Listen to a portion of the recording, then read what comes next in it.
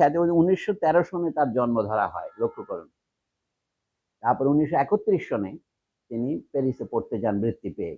মানে তার দেশ হচ্ছে যে মার্টিনিক, যেটা আমাদের দেশে যেটাকে সেন্ট মার্টিন বলে, সেন্ট মার্টিন সালেমুল্লাহ, একই মার্টিন, কিন্তু এটা ফ্রেঞ্চ মার্টিনের দ্বীপটার নাম রেখেছে মার্টিনিক। এটা 1635 সনে ফরাসিরা দখল করে। তারপর অনেক যুদ্ধ আছে ডাচদের সাথে, আমি এই কাহিনীটা যাচ্ছি না। কলোনিয়ালিজমের ইতিহাস, এটা একটা ছোট দ্বীপ, জনসংখ্যা 4-5 লাখের বেশি হবে না, অনেকটা ধরেন মালদ্বীপের মতোই, আকারে আরো ছোট। তো ওখানে রাজধানী হচ্ছে ফক দু ফ্রান্স, সব ফ্রান্সের নাম দিয়েছে আর কি, এটা হলো রাজধানী। কেন উনি জন্মেছিলেন আরেকটা শহরে, ওই ভিতরে উপরের দিকে, এটা নাম হলো বাস পোয়াত, নিচের দিকে ডাউন টাউনের একটা শহরে জন্মেছিলেন। সেখান থেকে বৃত্তি নিয়ে তার মধ্যেও আবার তাকে শিফট করতে হয়েছে। আমরা যেমন গ্রাম থেকে ঢাকায় আসি, তিনি বাস পয়েন্ট থেকে ফোর্ট দে ফ্রান্স এসেছিলেন। তবে সেখানেই তিনি আছেন এবং সেখানেই মারা গেছেন 1913 সনে, এই 2013 সনে, তার মানে 95 বছর বেঁচে ছিলেন। তো তার প্রথম খ্যাতি হলো কবি হিসাবে।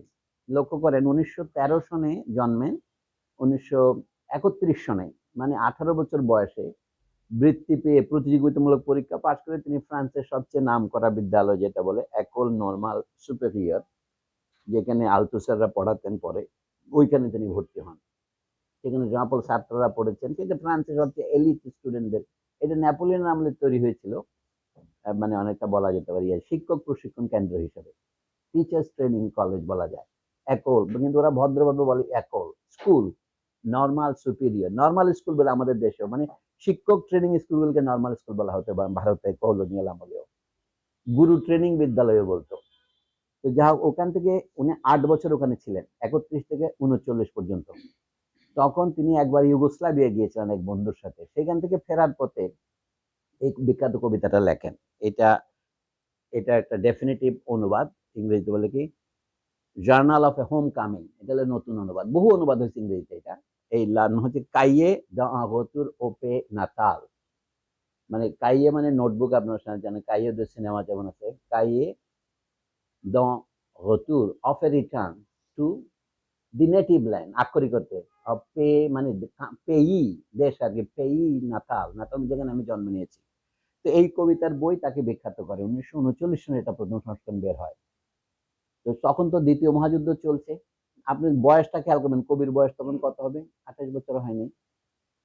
তারপরে আন্দ্রে ব্রেতো নামক যে ভদ্রলোক সুরিয়ালিজমের প্রতিষ্ঠাতা হিসেবে বিখ্যাত, তিনি যখন আমেরিকায় যাচ্ছিলেন, ফ্রান্স তো তখন জার্মানির দখলে, পালিয়ে যাওয়ার সময় তিনি ওই দ্বীপে নামেন।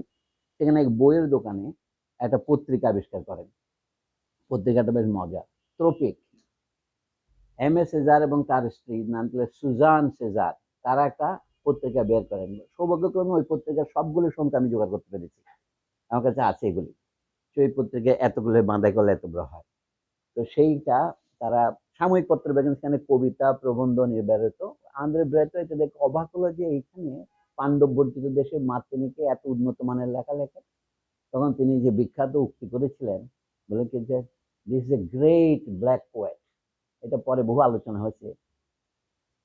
ফ্রান্স ফানো বলেছেন গ্রেট পোয়েট না বলে গ্রেট ব্ল্যাক পোয়েট বলার অর্থটা কি, আমাদের এখানে মহিলা কবি, মহিলাদের মধ্যে সেরা কবি, তার মানে ফ্রান্সের রেসিজমটা, এমনকি ফ্রান্সের শ্রেষ্ঠ প্রগতিশীল লোকটার মুখ বই বের হয়।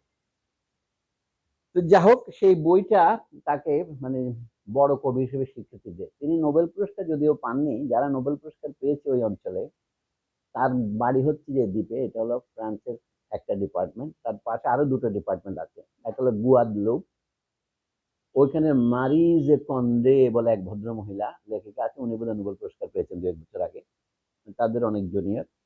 তারপরে আরেকটা দেশ আছে যেটা হলো ফ্রেঞ্চ গায়ানা, এটা উপকূলে ব্রাজিলের পাশে, ওখানে 3টা গায়ানা আছে, ডাচ গায়ানা যেটাকে সুরিনাম বলে, আর এটা হলো ফ্রেঞ্চ গায়ানা, আর এটা হলো ইংরেজি গায়ানা। ইংরেজি গায়ানার লোকরা নিউ ইয়র্কে ভিড় করে, অনেক দেখা যায়, অনেক সাথে আমার পরিচয় হয়েছে।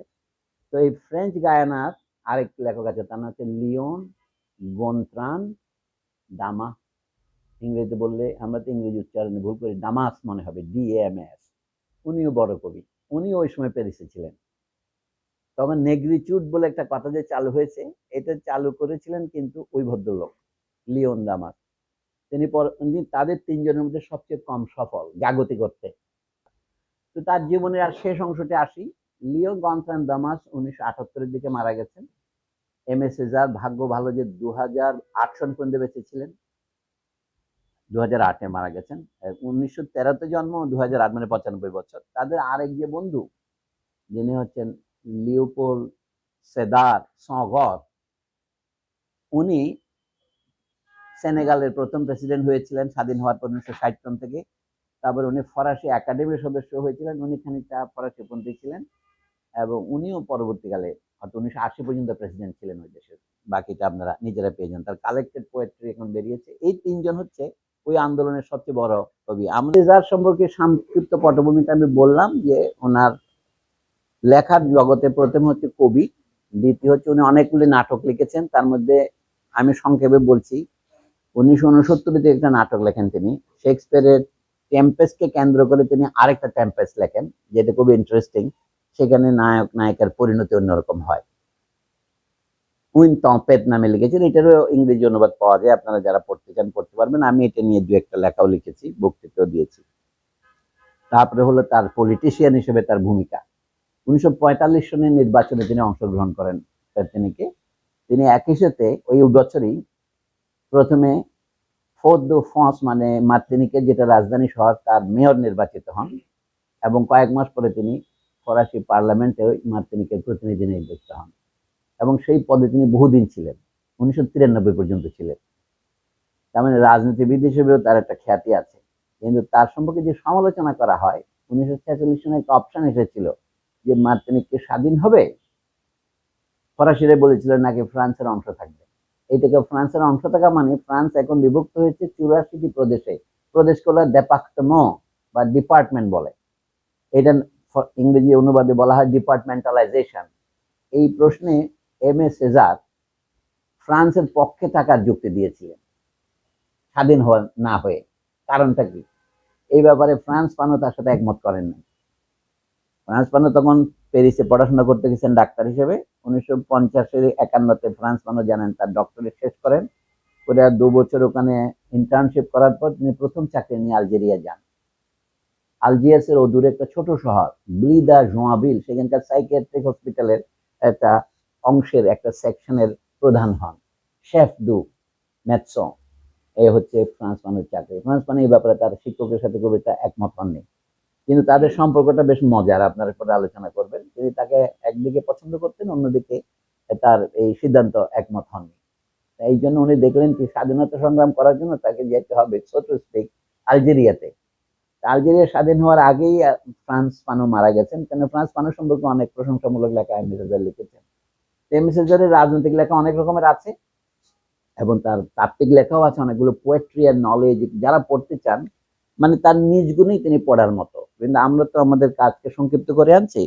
কলোনিয়ালিজম সম্পর্কে তার এই বক্তৃতা যেটা পার্লামেন্টে দেন, সেইটার মধ্যে অনেক শিক্ষণীয় জিনিস আছে আমাদের সবার জন্য, সেই জন্য আমি এটা বেছে নিয়েছি। তারপরে এরপরে মরিস তোরেকে যে তিনি যে চিঠি লেখেন, সেটাও প্রেজেন্স আফ্রিকা থেকে 1956 সালে বেরিয়েছে। তাহলে এটা 1955, ওইটা 1956, এই দুটো সময় থাকলে আমি আলোচনা করবো। এই জন্য রেফারেন্স দিয়েছি, আপনারা নিচে দেখতে পারেন, এই কাগজটার নিচে আছে রেফারেন্সেস। এমএ সেজার ডিসকোর্স সুর লু কলোনিয়ালিজম। আমি এটার অনুবাদ করেছি স্পিচ অন কলোনিয়ালিজম এই নামে, রাদার দেন ডিসকোর্স। সেটা আমি পরে ব্যাখ্যা করবো। দ্বিতীয়ত হলো কি লেট আ মহিস তোহে, এটা ফরাসি কমিউনিস্ট পার্টি থেকে তিনি কেন পদত্যাগ করেছেন সেই কারণটা খুব ইন্টারেস্টিং। এই চিঠিটাও আমি নিয়ে আসছি, আপনাদের আজকে একটু করে দেখাবো। তারপরে আমি তার সম্পর্কে একটা কোটেশন এখানে লিখেছি, সেটা একটা এনসাইক্লোপিডিয়া আর্টিকেল থেকে নিয়েছে। সেই মহিলার নাম হচ্ছে Angela Chambers, Aime Cesaire poet, playwright and politician, in Christopher Murray edited encyclopedia of modern thought. একজন আমি একটা ভুল করেছি, মডার্ন ফ্রেঞ্চ থট হবে এটা, সব তাড়াহুড়া লিখতে গেলে যেটা হয়, মডার্ন ফ্রেঞ্চ থট। তো নিউ ইয়র্ক থেকে বেরিয়েছে 2004-এ। হ্যাঁ, great poet, playwright and politician Aimé Césaire, besides other things, also made a major contribution to the analysis of colonialism. Colonialism জিনিসটা কি আমরা এটা অনুবাদ করতে পারি, আমি অনুবাদ করেছিলাম পরাধীনতা ব্যবসায়, কিন্তু এটাকে এখন আমার মনে হয় অনুবাদ করা উচিত। আমি দেখাবো there is a difference between conquering a land and colonizing a land. এবং জনসাধারণের মধ্যে একদল লোক আছে they are conquered, আরেকদল লোক আছে they are colonized। এটা পরে ফরাসি ভাষায় বলে কলোনাইজারদেরকে বলা হয় কোলন, COLON, কোলন, আর যারা কলোনিয়ালিজমের কাছে আত্মসমর্পণ করে অথবা বাধ্য হয় তারা হচ্ছে কলোনিজে। এই ফরাসি দেশে যারা সেটলার বলি আমরা, এটার ফ্রেঞ্চ ওয়ার্ড হচ্ছে কলো। তো পুরনো অনুবাদে সবসময় সেটলার লিখেছে, আমি কলোনাইজার লেখার পক্ষপাতী। এগুলি হচ্ছে আমার সাথে অন্যান্য অনুবাদকদের পার্থক্য, দেখতে পাবেন আপনি। So the great poet, playwright, natkar, and politician Aimé Césaire, besides other things, also made a major contribution to the analysis of colonialism. His numerous speeches in the French National Assembly include the Discourse sur le colonialisme, 1950, second revised edition, 1955. In এটা আমি encyclopedia থেকে উদ্ধৃত নিয়েছি, এখানে সঠিক লেখা আছে modern French thought. লিখেছি, in this impassioned attack, he compared colonial Europe with Hitler's Nazism, claiming that no one involved in the process of colonization can be innocent. Whether the involvement is political, commercial, economic, legal, religious, academic, philosophical, ethnological, or literary, it is all condemned as barbaric and indefensible by Aimé Césaire. This work, Angela Chambers is writing, this work is widely recognized as the model polemic of the Third World's response to colonialism. সময়টা খেয়াল করেন, তখন পাকিস্তান ভারত স্বাধীন হয়েছে 2 বছর, শ্রীলঙ্কা এবং বার্মাও স্বাধীন হয়েছে 2 বছর মতো হলো, চীনে বিপ্লব হয়েছে এবং আফ্রিকার দেশগুলো তখন স্বাধীন হয়নি, স্বাধীন হওয়ার পথে আছে। ঘানা স্বাধীন 1957-তে, আস্তে আস্তে সেনেগাল হবে 60-এ, কাহিনীটা আপনারা জানেন। সুতরাং he was pro black Africa in the sense that এগুলিকে স্বাধীন করে দেওয়া। এখন 24টা মতো দেশ ফ্রান্সের এক্স কলোনি আছে। এটা হলে আমার সবসময় ভারতবর্ষের কথা মনে পড়ে। আগে ভারতবর্ষে যাদেরকে আনটাচেবল বলা হতো, গান্ধীজি যাদেরকে ভালোবেসে মাথায় হাত বুলিয়ে নাম দিয়েছিলেন হরিজন, ঈশ্বরের পুত্র, তাদের পরবর্তীকালে বলা হতো, আমি যখন ছোটবেলায় বিশ্ববিদ্যালয়ে পড়ার আগে কলেজে পড়তাম, আমি তো একটা ইচ্ছা পাকা ছিলাম, তখন আমি খোঁজ নিয়েছি, তখন বলতে কি এক্স আনটাচেবলস, মানে একদা আপনি আনটাচেবল ছিলেন, এখন এক্স। তো সাবেক, পরে 1971 থেকে নাম হয়েছে। আপনারা, আমি সবসময় আমার পদ্ধতির একটা অংশ হচ্ছে জিনিসটার ইতিহাস দেখা, যে 1971-এর আগে আপনি দলিত শব্দ পাবেন না, তারপর থেকে দলিত শব্দ চালু হয়েছে। 71 নানা দিক থেকে পরিবর্তনশীল। তো যাও কি, দলিতদের ক্ষেত্রে যে শব্দ ব্যবহার করা হয়, আফ্রিকান এই দেশগুলিও দলিত দেশ, এখন এগুলিকে স্বাধীন দেশ বলা হয়। কোত দিভোয়া, আপনি বলবেন জিবুতি, ফ্রেঞ্চ কলোনি, সবগুলো ফ্রান্সের কলোনি আছে। এই বিষয়ে সবচেয়ে ভালো আলোচনা পাবেন ফ্রান্স ফানোর বইতে, র্যাচেট অফ দি আর্থের 3য় অধ্যায়ে, পিটফলস অফ ন্যাশনাল কনসাসনেস নামে যেটা আছে। তো সেইটা খেয়াল রাখলে ভালো হবে। Born in Basse-Pointe, Martinique in 1913, Aimé Césaire studied in Paris. আমি যেটা বাংলায় বলেছি সেটারই একটা মোটামুটি ইংরেজি সার। And met Léopold Sédar Senghor, উনি সেনেগালিস, উনিও স্টুডেন্ট, সামান্য সিনিয়র। সেনেগাল, ওনার জন্ম 1908-এর দিকে হবে। Along with other writers from Africa and the Caribbean, ওনাদের এলাকাটাকে আমরা ক্যারিবিয়ানে বলি, ওয়েস্ট ইন্ডিজে বলি, ফ্রেঞ্চ ভাষা বলে অঁতি, ইংরেজিতে বললে অনেকে আন্তিলেস লেখে, উচ্চারণ দোষে আর কি। তো forming with them the first major grouping of Afro-Caribbean writers in French. এদের উপর পিএইচডি করেছেন ভদ্র মহিলা, তার নাম হচ্ছে লিলিয়ান ক্যাসলুট। ইনি হলেন বেলজিয়ান ভদ্র মহিলা, যার বড় হয়েছেন বেলজিয়ান কঙ্গোতে, যেখানে প্যাট্রিস লুমুম্বকে হত্যা করা হয়েছিল। উনি আবার এই সাহিত্যের expert, history of black writers, black African, এদের ইন্টারভিউ সবই করেছেন উনি। এই ভদ্র মহিলার ছবিও আমি দেখলাম এক জায়গায়, ফিল্মও বানাইছেন উনি এমএ সেজারের জীবন 1993 সালে। আপনারা যারা ফিল্ম বাফ আছেন তারা জোগাড় করতে পারেন সেই ফিল্ম এমএ সেজারের উপর। এই ভদ্র মহিলার নাম হচ্ছে লিলিয়ান ক্যাসলুট, ভারতীয় লুট, LOT, নামটা খুব ভালো। যেমন তার সাথে একটা ইন্টারভিউ আছে লিওন গনসান দামাসের, সেটা বেশ মজার। হ্যাঁ, আচ্ছা আসুন, এরা তিনজনই অত প্রথম শ্রেণীর কবি আর কি, LG দামা, এমএ সেজার এবং লিওপোল্ড সেদার সেঙ্গর। আমাদের দেশের সৈয়দ আলী হাসান সাহেবের বন্ধু ছিলেন লিওপোল্ড সেদার সেঙ্গর, তার সাথে তাদের পত্রও আমি দেখবো, দু একটা পাঠ করেছি। যাই হোক, উনি অনেক বড় পণ্ডিত লোক, নেগ্রিচুড কথার প্রবক্তা উনি। সেজার, কিন্তু এদের প্রত্যেকের মধ্যে ধারণাগত একটা পার্থক্য আছে, এটা আপনারা পাবেন। As a member of the তারপরে হলো বাকিটা বলে কি he returned home after publishing in 1939 the cahier d'un retour au pays natal, আমরা বাংলা জবানে ফ্রেঞ্চ আসে না ঠিকভাবে।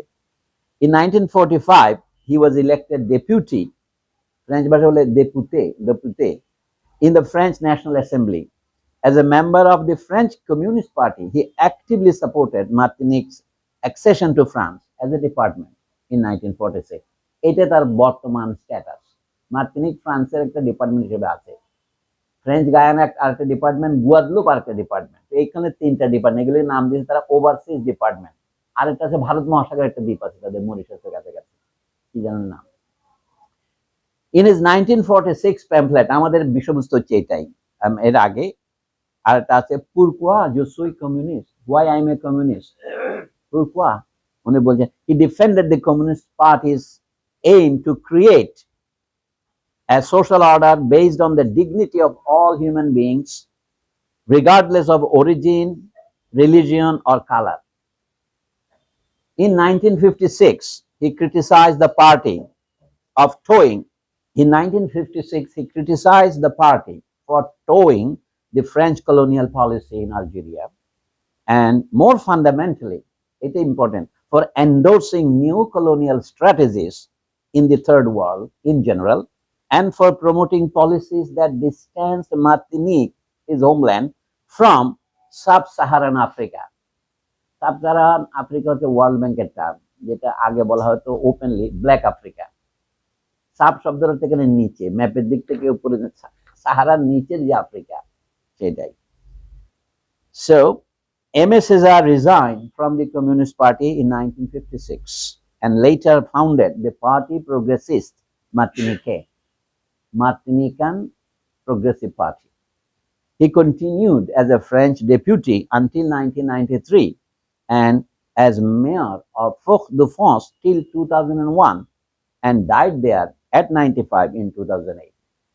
আপাতত এইটুকু জানলেই হতো একটা, মানে বলে চোখে ধুলে দেওয়া হবে, কারণ ভূমিকার উদ্দেশ্য হচ্ছে চোখে ধুলে দেওয়া।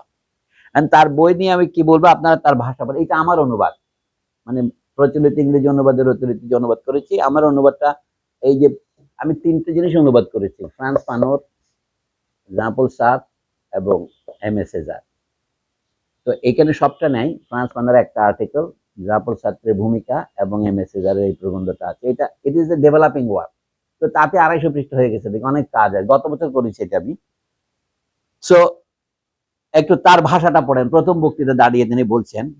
আচ্ছা, এখন এইটা আপনারা দেখেন, তার ভাষাটাও দেখেন, আমি ফ্রেঞ্চটা বাদ দিয়ে শুধু ইংরেজিতেই আপনারা পড়েন, তাহলে যারা ইংরেজি ফ্রেঞ্চ জানেন তারা ফ্রেঞ্চটা পড়তে পারবেন। A civilization that proves incapable of resolving the problems that arise from its functioning is a decadent civilization. ইউরোপীয় সিভিলাইজেশনকে উনি আক্রমণ করছেন যে তোমাদের সিভিলাইজেশন, ফ্রেঞ্চ পার্লামেন্টে দাঁড়িয়ে দেওয়া বক্তৃতা কিন্তু। A civilization that chooses to close its eyes on its most crucial problems is a sick civilization. শব্দগুলো দেখবেন, a civilization আতঙ্ক, এটা অসুস্থ। হ্যাঁ, তাহলে কি, a civilization that plays tricks with its principles is a moribund civilization. তাহলে তিনটা শব্দ ব্যবহার করেছে, decadent, sick and moribund. Moribund যা মৃত্যুমুখী, মুমূর্ষু। The fact is that the so-called quote-unquote European civilization, that is the Western civilization, as shaped by 2 centuries of bourgeois rule, is incapable of resolving the 2 major problems to which its existence has given rise, namely the problem of the proletariat and the colonial problem. He is raising the level of the colonial problem to the status of the problem of working class under colonialism. যেটা যেন আর একটু উপরে তোলেন sir, হ্যাঁ সামান্য, বেশি তুললে চলবে না, হ্যাঁ রাইট, ঠিক আছে। The fact is that the so-called European civilization is incapable. তারপরে বলছেন, the problem of proletariat and the colonial problem that defer to the bar of reason as to the bar of conscience. This Europe is powerless to justify itself, and that more and more it takes refuge in a hypocrisy that is all the more striking as it is less and less chance of deceiving. বলে পৃথিবীর লোকজন জেনে যাচ্ছে যে তোমরা এতদিন আমাদেরকে প্রতারিত করেছিলে। কলোনিয়ালিজম সবসময় একটা মিশন নিয়ে এসেছিল। মিশনটা কি? সিভিলাইজিং মিশন। এটা ফরাসিরা আবিষ্কৃত কথাটা বলবে মিশন সিভিলিজাত্রিস। আর ইংরেজরা নাম দিয়েছিল কিপলিং এর ওয়ার্ডে হোয়াইট ম্যানস বার্ডেন। উনি বলছেন এখন এর ধরা পড়ছে। তারপর কি উনি বললেন ইউরোপ ইজ ইনডিফেন্সিবল। এই ইটালিস কিন্তু ওনার করা অডিফেন্সাব। ইউরোপের পক্ষে বলার মতো কোনো যুক্তি নেই। কোথায়? On its own principles. It seems that this is the observation that American strategists confide in whispers. এখানে আপনাদের ফুটনোট আকারে বলে রাখি, অনেকে বলে যে উনি ডিপার্টমেন্টালাইজেশন কেন সমর্থন করলেন, এই লেখার শেষে যুক্তি আছে। এটা হচ্ছে কি ফ্রান্সের হাত থেকে মুক্ত হয়ে আমেরিকার হাতে পড়া ছাড়া তার আর কোনো পথ নাই, সেই জন্য সে ফ্রান্সের কাছে ছিল। এই কথাটা শেষ দিকে আছে, দেখতে পাবেন। যেমন গ্রেনাডা, ক্ষুদ্র গ্রেনাডাকে কিভাবে রেগানের আমলে আক্রমণ করা হয়েছে আপনারা দেখেন। পানামাকে তারা কোনো পাত্তা দেয় না। পানামার নরিয়াগা খুব খারাপ রুলার ছিল, কিন্তু আমি আমেরিকা তখন ছাত্র ছিলাম, যেভাবে তাকে গ্রেপ্তার করলো, তাহলে এটা ইট ইজ এ শ্যাম। তো ওই কথাটা উনি তখনই টের পেয়েছেন যে আমেরিকান স্ট্র্যাটেজিরা কানে কানে বলছে ফ্রান্স তো কলোনিয়ালিজম ইউরোপ রক্ষা করতে পারবে না। আপনারা জানেন যে ভারতের স্বাধীনতার পক্ষে সবচেয়ে সোচ্চার প্রবক্তা ছিল আমেরিকা 1941 সালের পর থেকে। যুদ্ধের সময় ওদেরকে বলেছে ভারতকে স্বাধীন করতে হবে, কারণ আমেরিকার বাজার দরকার। এই শুনলে একটু সিনিক্যাল মনে হয়, কিন্তু যদি আপনি ঠান্ডা মাথায় আলোচনা করেন দেখতে পাবেন the days of old colonialism are over and new colonialism is coming. কিন্তু এখন নিউ ডিসেপশন শুরু হয়েছে। কি নিউ কলোনিয়ালিজম তো বলা যাবে না, বলতে হবে পোস্ট কলোনিয়াল। ওই যে পোস্ট কলোনিয়াল হচ্ছে এক্স আনটাচেবলের মতো, দেখতে পাবেন সেটাই। তো কি হবে? It seems that this is the observation, Europe is indefensible. এটা উনি একটা বক্তৃতা থেকে কোট করেছেন। একজন আমেরিকান স্ট্র্যাটেজিস্ট আরেকজনকে বলতেছে, হে ইউরোপকে আর রক্ষা করা যাবে না, আমাদেরকে টেক ওভার করতে হবে। বলে Europe is indefensible. This is what American observers are whispering to each others ear. তারপরে বলছে in itself this is nothing serious, কিন্তু for itself it is serious. The serious thing is that Europe, so-called, is morally, spiritually indefensible. Europe has lost its argument. And today, it turns out that it is not only the European masses who incriminate, but that the indictment is uttered on a world scale by tens and tens of millions of men who, from the depths of slavery, set themselves up as judges.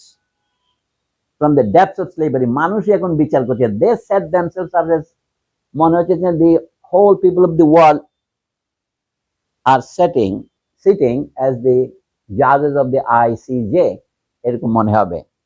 আচ্ছা, তারপরে হলো আপনি আরো উপরে তুলে দেন, অসুবিধা নাই আমার। হ্যাঁ রাইট, স্লোলি তুললে হবে। তারপরে হচ্ছে কি you can kill in Indo China. ভিয়েতনামকে তখন ইন্দো চায়না বলতো। লাওস, কম্বোডিয়া, ভিয়েতনাম এগুলোর উপর তো ফ্রান্সের প্রভাব ছিল। তখনও কিন্তু ডিএন বিএনফুর শুরু হয় নাই, কিন্তু পরে ডিএন বিএনফুর পরে এটা প্রকাশিত হয়েছে, দ্বিতীয় সংস্করণ আমি যা পড়ছি। বলছে you can kill in Indo China, torture in Madagascar. মাদাগাস্কারে যে বিদ্রোহ হয়েছিল 1948 সনে, সেখানে প্রায় 1 লক্ষ লোককে মেরে ফেলেছিল ফ্রেঞ্চরা। It's not a joke. এবং সেই দেখে আবার অক্টাভ মাননী বলে একজন লাকানিয়ান সাইকোঅ্যানালিস্ট ছিল, তিনি ওইটা আবার ডিফেন্ড করেছিলেন, বই লিখে, মানে প্রসপেরো এন্ড কালিবার নামে বই আছে। এটা ওইটা ওনার, এটা সমালোচনা ফ্রান্স পানোর বইতে পাবেন, এনার কাছেও পাবেন এখানেও। হ্যাঁ, এইটা লেখাপড়া যারা করতে চান তাদের জন্য এখানে প্রচুর রেফারেন্স আছে। আমি আমার সংস্করণে করেছি কি, আমি কমপক্ষে 50টা এরকম ব্যাখ্যামূলক নোট লিখেছি, যেটা মূল ইংরেজিটা বাজারে পাওয়া যায় তাতে নাই। তো যাই হোক, you can kill in Indo China, torture in Madagascar, imprison in Black Africa, crack down in the West Indies. ওদের এলাকাটাকে ক্যারিবিয়ানও বলে, ওয়েস্ট ইন্ডিজও বলে, মতিও বলে। From now on, the colonized know that they have an advantage over the colonialists. এখানে আরেকটা শব্দ আছে, colonizer and colonialist কিন্তু আলাদা টার্ম আছে। হ্যাঁ, they know that their provisional masters are lying. আপাতত যারা তাদের প্রভু, তাদের উপর অধীশ্বর হয়ে আছেন, তারা মিথ্যা কথা বলছেন, মানুষ এটা জেনে গেছে। এটা হলো they are losing their hegemony. To borrow a term from Antonio Gramsci, they are only dominant, not hegemonic. আমাদের দেশের লোক কিছু অনেকগুলো বোঝে না। আমাদের দেখলে আমাকে যারা গালিগালাজ করে, বলে তিনি আধিপত্যের ধার, আধিপত্যবাদ। হেজেমনি মানে আধিপত্যবাদ নয়, ডমিনেশন মানে আধিপত্যবাদ, তারা উল্টো অনুবাদ করে। এমনকি আমার গ্রেট বন্ধু আলী রিয়াজ সাহেব ওদেরকে এরকম লিখেছেন প্রথম আলোতে, মানে আধিপত্যবাদ। They don't know the meaning of the hegemony. মানুষের যে এত মানে অবজ্ঞা, এটা খুবই দুঃখজনক।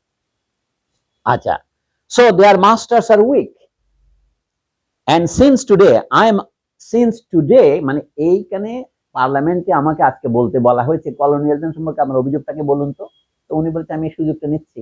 Since today I am asked to talk about colonisation and civilisation. ইউরোপীয়দের যুক্ত থেকে কলোনাইজেশন ইজ সিভিলাইজেশন। উনি বলেন না, কলোনাইজেশন ইজ অ্যান্টি সিভিলাইজেশন। এই হচ্ছে পয়েন্টটা, point blank. Let us go straight to the main lie from which all others proliferate. আসুন আসল মিথ্যায় যাই। Colonization and civilization are the most common cause in this matter is to be the good faith dupe of a collective hypocrisy, smart in misrepresenting the problems to better legitimize the stinking solutions they have to offer. এখানে একটা philosophical শব্দ আছে, good faith dupe. আমরা কি প্রতারিত হওয়া সরল বিশ্বাসে, বাংলা যদি অনুবাদ করেন। ফরাসিতে গুড ফেথ আর ব্যাড ফেথ দুটো ফিলোসফিক্যাল টার্ম হিসেবে চলে। জাঁ-পল সার্ত্রের বই লা এথ এ লা নিয়া, যেটার নাম হলে আমরা বলি আস্তি এবং অস্তি ও নাস্তি বলা যায়, কিন্তু আমাদের মৃণাল ভদ্র সাহেব অনুবাদ করেছেন সত্তা ও শূন্যতা।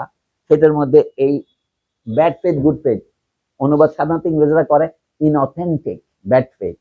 তো এটা হলো অথেন্টিক, অথেন্টিক ডিউপ। আপনি অর্থাৎ আপনি না বুঝে প্রতারিত হচ্ছেন, এটাই বলছে। দি দিস অ্যামাউন্টস টু, মানেটা কি তাহলে?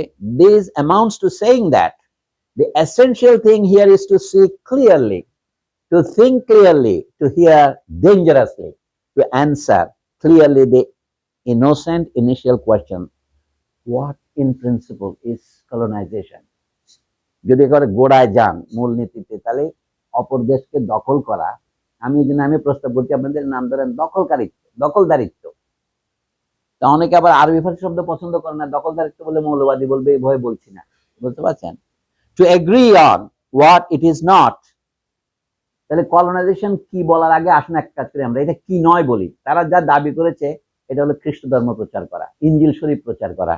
বলছে, উনি বলছে এটা নয়, নিদার এভাঞ্জেলাইজেশন। আমাদের ইঞ্জিল শরীফকে এভাঞ্জেল বলে, এটা হলো এভাঞ্জেলাইজেশন। এভাঞ্জেলিক খ্রিস্টান কেন প্রচার করে? নর ফিলান্থ্রপিক এন্টারপ্রাইজ। ফিল মানে ভালোবাসা, অ্যান্থ্রোপোস মানে মানুষ, মানব প্রেমের জন্য কোনো উদ্যোগও নয় এটা। তো কি এটা? Nor a desire to push back the frontiers of ignorance, disease, tyranny, neither glorifying of God nor extending the law to admit once and for all, with no wish to flinch at the consequences, that the decisive action here is that of the adventurer and of the pirate, of the great grocer and the ship owner, of the gold digger and the merchant, of appetite and force, with at the back the evil shadow of a form of civilization which at a moment in its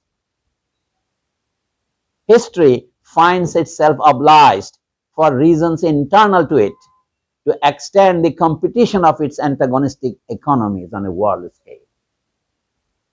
He is turning towards now a little bit of historical materialism, যে এটা ধর্ম প্রচারের জন্য হয় নাই, অথবা জনগণের অজ্ঞতা অসুখ দূর করার, যেটা তারা দাবি করে যে আমরা কি ম্যালেরিয়া দূর করতে আসি নাই, আমরা কি রেল লাইন বসাইতে আসি নাই। তারা সবসময় বলে আমরা কি পোর্ট করি নাই, আমরা কি রেলওয়ে করি নাই। উনি বলছেন এগুলি করার জন্য তোমরা করো নাই, তোমরা যা করার জন্য করেছে তা করেছে। একই ধরনের ইতিহাস আর কি, যে রেল লাইন করলে তো দুইটা মানুষ চড়বে, কিন্তু রেল লাইন করা হয়েছিল মাল পরিবহনের জন্য। যেমন আমাদের পদ্মা সেতু হয়েছে, মানুষ তো উপর দিয়ে যাবেই, কিন্তু এটার উদ্দেশ্য মাল পরিবহন। বাংলাদেশের সমস্যা হলে কোনো মাল নাই পরিবহন করার মতো, সেটা সমস্যা। So continuing my analysis, I find that the hypocrisy is of a recent date. Fanon বলছেন যে এটা মানে সেজার বলছেন যে এটা আগের দিনে পরিষ্কার যারা লিখেছে তারা বলছে হ্যাঁ আমরা দখল করতে আছি। যেমন 1857 সনের বিদ্রোহের পরে ইংরেজরা বলে কি we have retain India by our sword. By what right is England here? By right of our conquest. এটা ছিল নন হিপোক্রিটিক। আরেক বলছেন না আমরা তোমাদের উপকার করার জন্য, ভালোবাসার জন্য এসেছি, আমরা তো তোমাদেরকে কামড়াতে আসি নাই, চুমু দিতে এসেছি। সেটাই দেখেন। Continuing my analysis, I find that the hypocrisy is of a recent date, that neither Cortes, Spanish conqueror, discovering Mexico from the top of the great Teocalli, the pahaড়ের নাম, nor Pizarro before Cusco, still less Marco Polo before Cambulac. Marco polo এখানে চীন দখলের জন্য, উনি বলেন আদি অ্যাডভেঞ্চারারদের ভাষা ছিল কি, ক্লেম, তারা কেউ ক্লেম করে নাই, claim of being the harriers of a superior order. আমরা খ্রিস্ট ধর্ম প্রচারের জন্য আসি নাই, পরবর্তীকালে তারা তাদের খ্রিস্ট ধর্ম শেখাতে গেছে। বার্তেলিমিও দেলাস কাসাসের রিপোর্ট, উনি বলেন কি মানুষকে এবং খুন করলে তো খ্রিস্টান করা যাবে না, বলেন ওদের আত্মা আছে কিনা সেটা তো সন্দেহ, আবার তাদের খ্রিস্টান করবো কি হবে। তো দেখেন কি করছে তারা, তারা পরিষ্কার বলতো that they kill, that they plunder, that they carry helmets, spears, grid, that the rulers came later, that the main culprits in this area is Christian pedantry for having posed that dishonest equations. Christianity equal to civilization, paganism is equal to savagery. সভ্যতাকে তিন স্তরে যে ভাগ করেছে, স্যাভেজারি, বারবারিজম and civilisation. মজার ব্যাপার, চীন, ভারত, আরবকে তারা মধ্য পর্যায়ে রেখেছিল। এগুলি বারবারিক, এগুলি স্যাভেজ না, কিন্তু ওরা স্যাভেজ, রেড ইন্ডিয়ানরা, from which only abominable colonialist and racist consequences could follow, the victims of which were the Indians, the yellows, the Negroes. And the footnote আছে। That settled, I admit that putting different civilizations in contact with each other is a good thing. উনি প্রশ্ন করবেন, is colonization the best way to put civilizations, different orders of society into contact, or there are alternatives? এটার জন্য তারা আসে নাই। That marrying different worlds is excellent. That as civilization, whatever its inner genius, in turning in on itself, withers away. যে কোনো সভ্যতা যদি শুধুমাত্র incestuous হয়, in turning in on itself, it will become useless.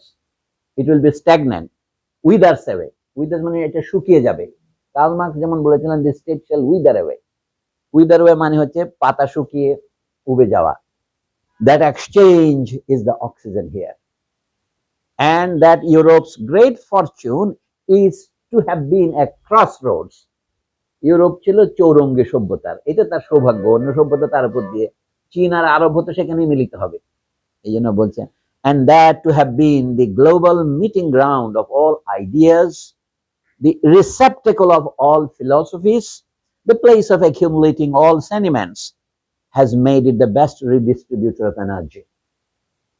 But then I ask the following question: did colonization really put in contact?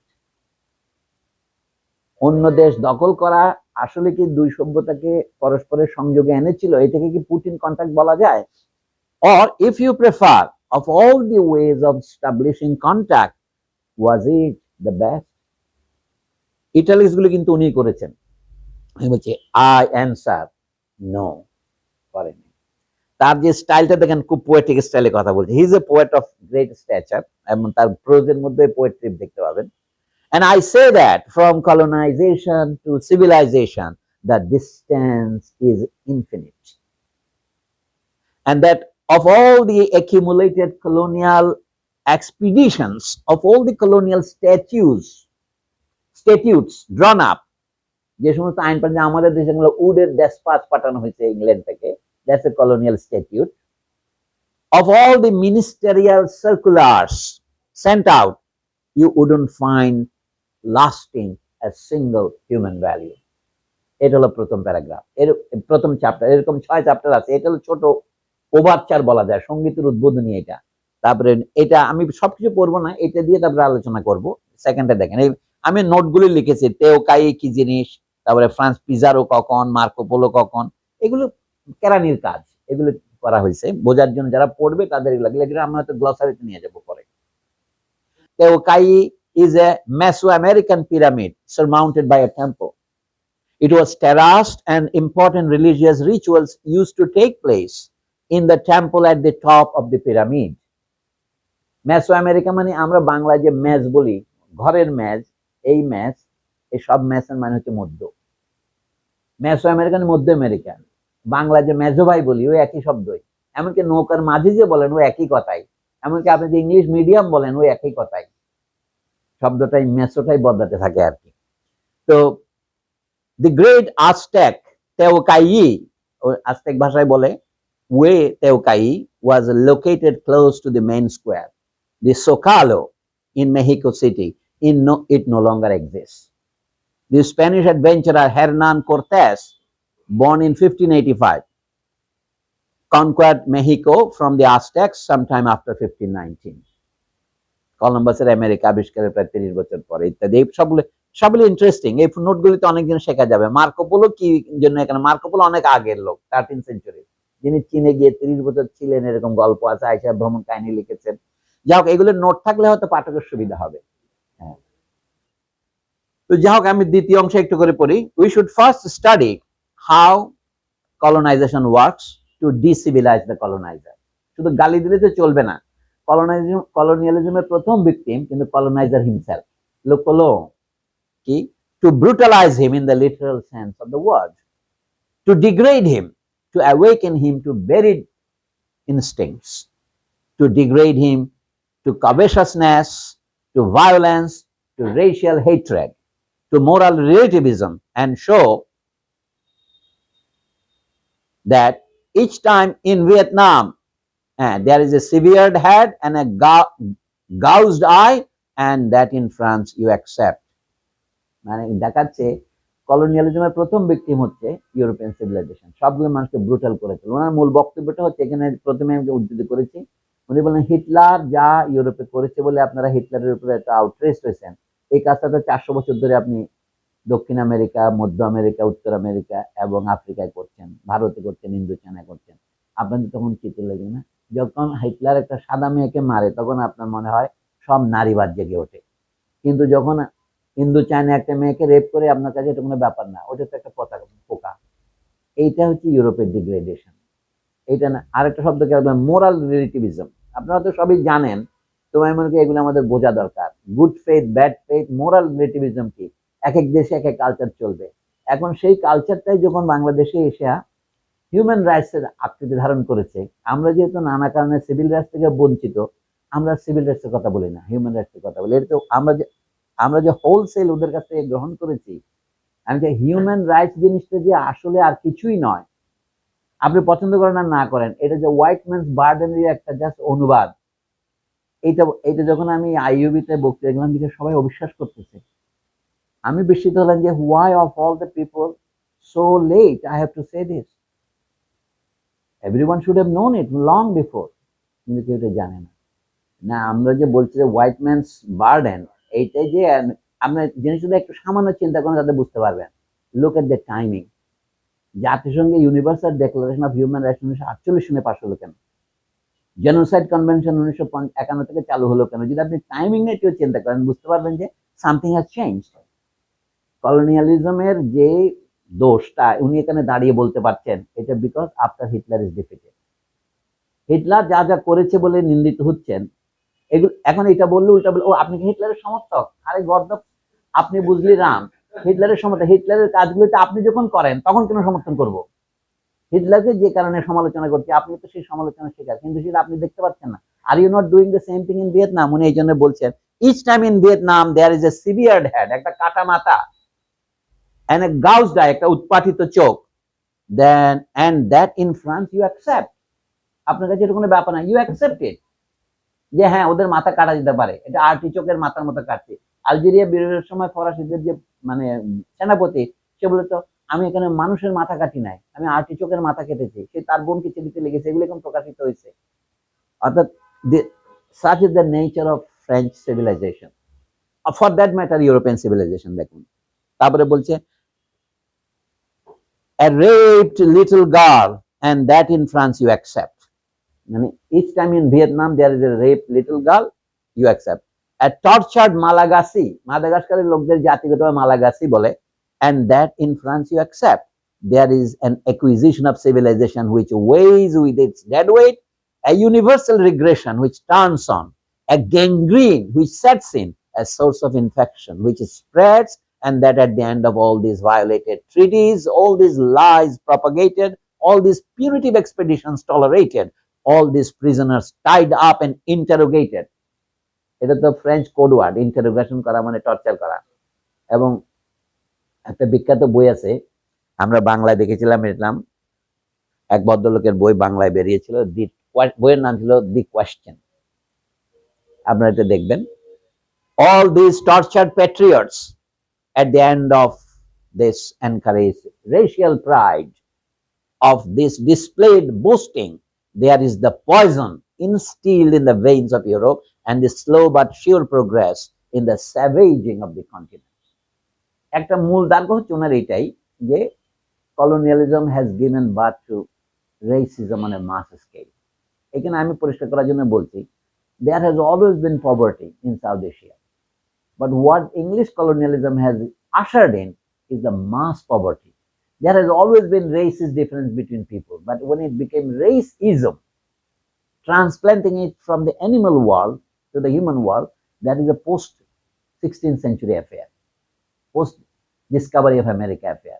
এটাও নিয়ে পরিষ্কার করে বলেছে যে কলোনিয়ালিজমই রেসিজমের জন্ম দিয়েছে। কারণ আরেকজনকে কলোনাইজ করার জন্য আপনার একটা যুক্তি লাগে, যেটাকে এখনকার ফিলোসফির ভাষা বলে আদারিং। মানে বেস্ট আদারিং হচ্ছে গায়ের চামড়া দিয়েই। And then one fine morning, the bourgeoisie is awakened by a formidable shock in return. The Gestapos get busy, prisons fill up, torturers around the easel invent, refine, discuss. মানে Hitler France দখল করেছে, 4 বছর দখলে রেখেছিল, তখন টের পেয়েছে এতদিন ফ্রেঞ্চরা কি করেছে অন্য দেশে।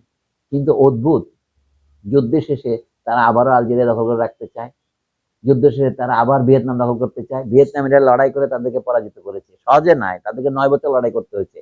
ওইখানে পরাজিত হয়ে তারা আলজেরিয়াতে দ্বিগুণ বেগে অত্যাচার শুরু করেছে। এই যে আমরা ফরাসি দর্শনের এত ভক্ত, ফরাসি সাহিত্যের ফরাসি ফিল্মের ভক্ত, এর তলায় কিন্তু বিষ আছে, এটা উনি বলছেন। আসলেও তার মানে এই নয় যে আবার একথা বলা ঠিক না যে আমি ফরাসিদের বই পড়বো না, ব্যাপারটা তা নয়। It's a little bit more complicated, সেইটাই বলছি। You are surprised, মানে you French are surprised, you are indignant, you say how curious, but well, it's Nazism, it will pass. এটা সাময়িক ব্যাপার, এটা ফ্যাসিজম, এটা নাৎসিজম, এটা কিছুদিন পরে চলে যাবে। এই জন্য ফরাসিরা বলে কি আমরা আমাদের কলোনি ছাড়বো না। এমনকি তারা তখন তাদের যে মার্শাল পেটন, যে ওয়ার ডেকোরেটেড একজন বীর উত্তম ছিলেন প্রথম মহাযুদ্ধের, তিনি ফরাসিদের বিরুদ্ধে গিয়া জার্মানদের সাথে হাত পাতালেন, তার পরে মৃত্যুদণ্ড দেওয়া হয়। কিন্তু তিনি প্যারিস থেকে রাজধানী সরিয়ে আরেকটা শহরের নাম ভিসি শহরে তিনি রাজধানী করলেন এবং ফ্রান্স, এবং তার অনুসারীরা গোবের মানে রবার্টের অ্যাডমিরাল গোবের মার্তিনিক দখল করলো। সেখানে তাদের যুদ্ধ জাহাজ, সেখানে ফ্রান্সের যত সোনার দানা ছিল সব ওইখানে জাহাজে তুলছে, মানে রিজার্ভের, মানে যুদ্ধের রাস্তে বোঝা যায় আসল টাকা হচ্ছে সোনা ক্রাইসিসে। তো এবং 4 বছর তারা ওখানে ছিল, মার্তিনিকে যত লোক তার চেয়ে বেশি সৈন্য, এবং সেখানে তারা ওইটাকে একটা ওপেন ব্রথেলে পরিণত করলো, আর্মিরা গেলে যা করে আর কি। এই সমস্ত কাহিনী ফ্রান্স ফানো তখন ওখানে ছিলেন। ফ্রান্স ফানো ওখান থেকে বেরিয়ে চুরি করে পাশের দ্বীপে গেলেন, সেখান থেকে সেন্ট লুসিয়াতে গেলেন, সেন্ট লুসিয়া থেকে জাহাজে করে তিনি মরক্কো হয়ে আলজেরিয়া হয়ে দ্বিতীয় মহাযুদ্ধে যোগ দিতে গেছিলেন, সেখানে তিনি শার্পনেলে আহত হন। সেই কাহিনী আমরা পরে দেখব। তো দেখা যাচ্ছে you are surprised, you are indignant. Nazi দেখে আপনারা বিস্মিত, আপনারা বোঝেন না কেন নাৎসি হলো ইউরোপে, এবং আমরা তাকে অভিশপ্ত করলেন। আর কি করলেন? হাউ কিউরিয়াস, আপনারাই বললেন এই কথাগুলো। But well, it's Nazism, it will pass. And you wait and you hope and you keep quiet to yourselves about the truth that it is a barbarity. অর্থাৎ আপনারা নিজেদেরকে সিভিলাইজেশন বলছিলেন, বারবার বলছিলেন আরবদেরকে আর ইন্ডিয়ানদেরকে এবং চীনাদেরকে আর কি। But the supreme barbarity, that which crowns, that which sums up the banality of barbarities, that it is Nazism. Yes, but that before being its victim, you were its accomplice. নাৎসিজমের হাতে নির্যাতিত হওয়ার আগে, তার হাতে শিকার হওয়ার আগে আপনি তো তার সহযোগী ছিলেন, রাজাকার ছিলেন, আপনি তো নাৎসি রাজাকার। তারপর বলছে কি, that this Nazism you put up with it before submitting. তার কাছে মাথা নত করার আগে আপনি তাকে সহ্য করেছিলেন। এটা নাহলে পলিসি অফ অ্যাপিজমেন্ট বলে। আচ্ছা, তারপর এটা কোনো কোনো রেটরিক মাত্র নয়, ইতিহাসের প্রত্যেকটা ডট নোট আছে এখানে। ইউ অ্যাবজর্ভড ইট, আপনি তাকে মাফ করে দিয়েছিলেন আর কি। You turn a blind eye to it, আপনি চক্ষু বন্ধ করেছিলেন আর কি। ইউ লেজিটিমাইজড ইট, আপনি তাকে বৈধতা দান করেছিলেন, because until then it had been applied only to non European peoples. এই পর্যন্ত এটা, এই পদ্ধতিগুলো নাৎসি পদ্ধতি আপনারাই প্রয়োগ করেছেন অন্য দেশে। That this Nazism, you have reared it, you are responsible for it, and before engulfing in its reddened waters, that it wells up, that it pierces, that it drips from all the cracks of Western and Christian civilization.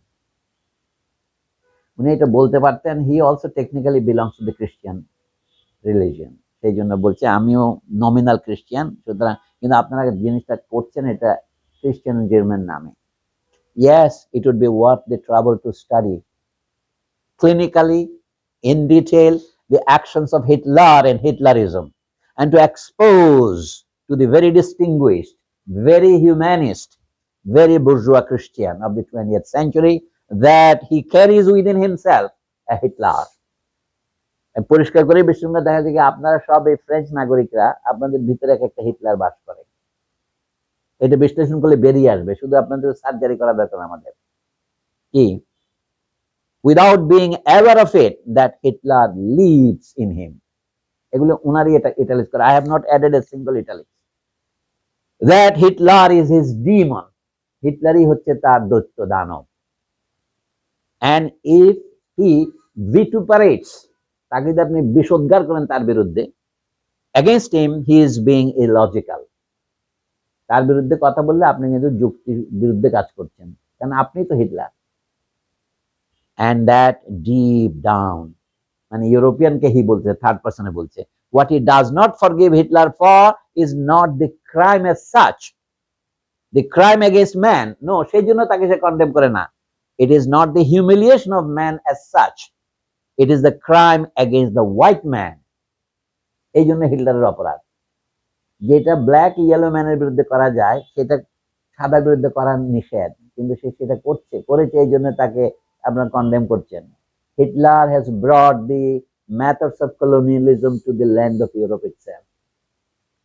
He applied it on the Russians, he applied it on the French, and so on. বলছে তারপরেও it is the humiliation of the white man, and to have applied to Europe colonialist procedures reserved until now only for the Arabs of Algeria, the coolies of India.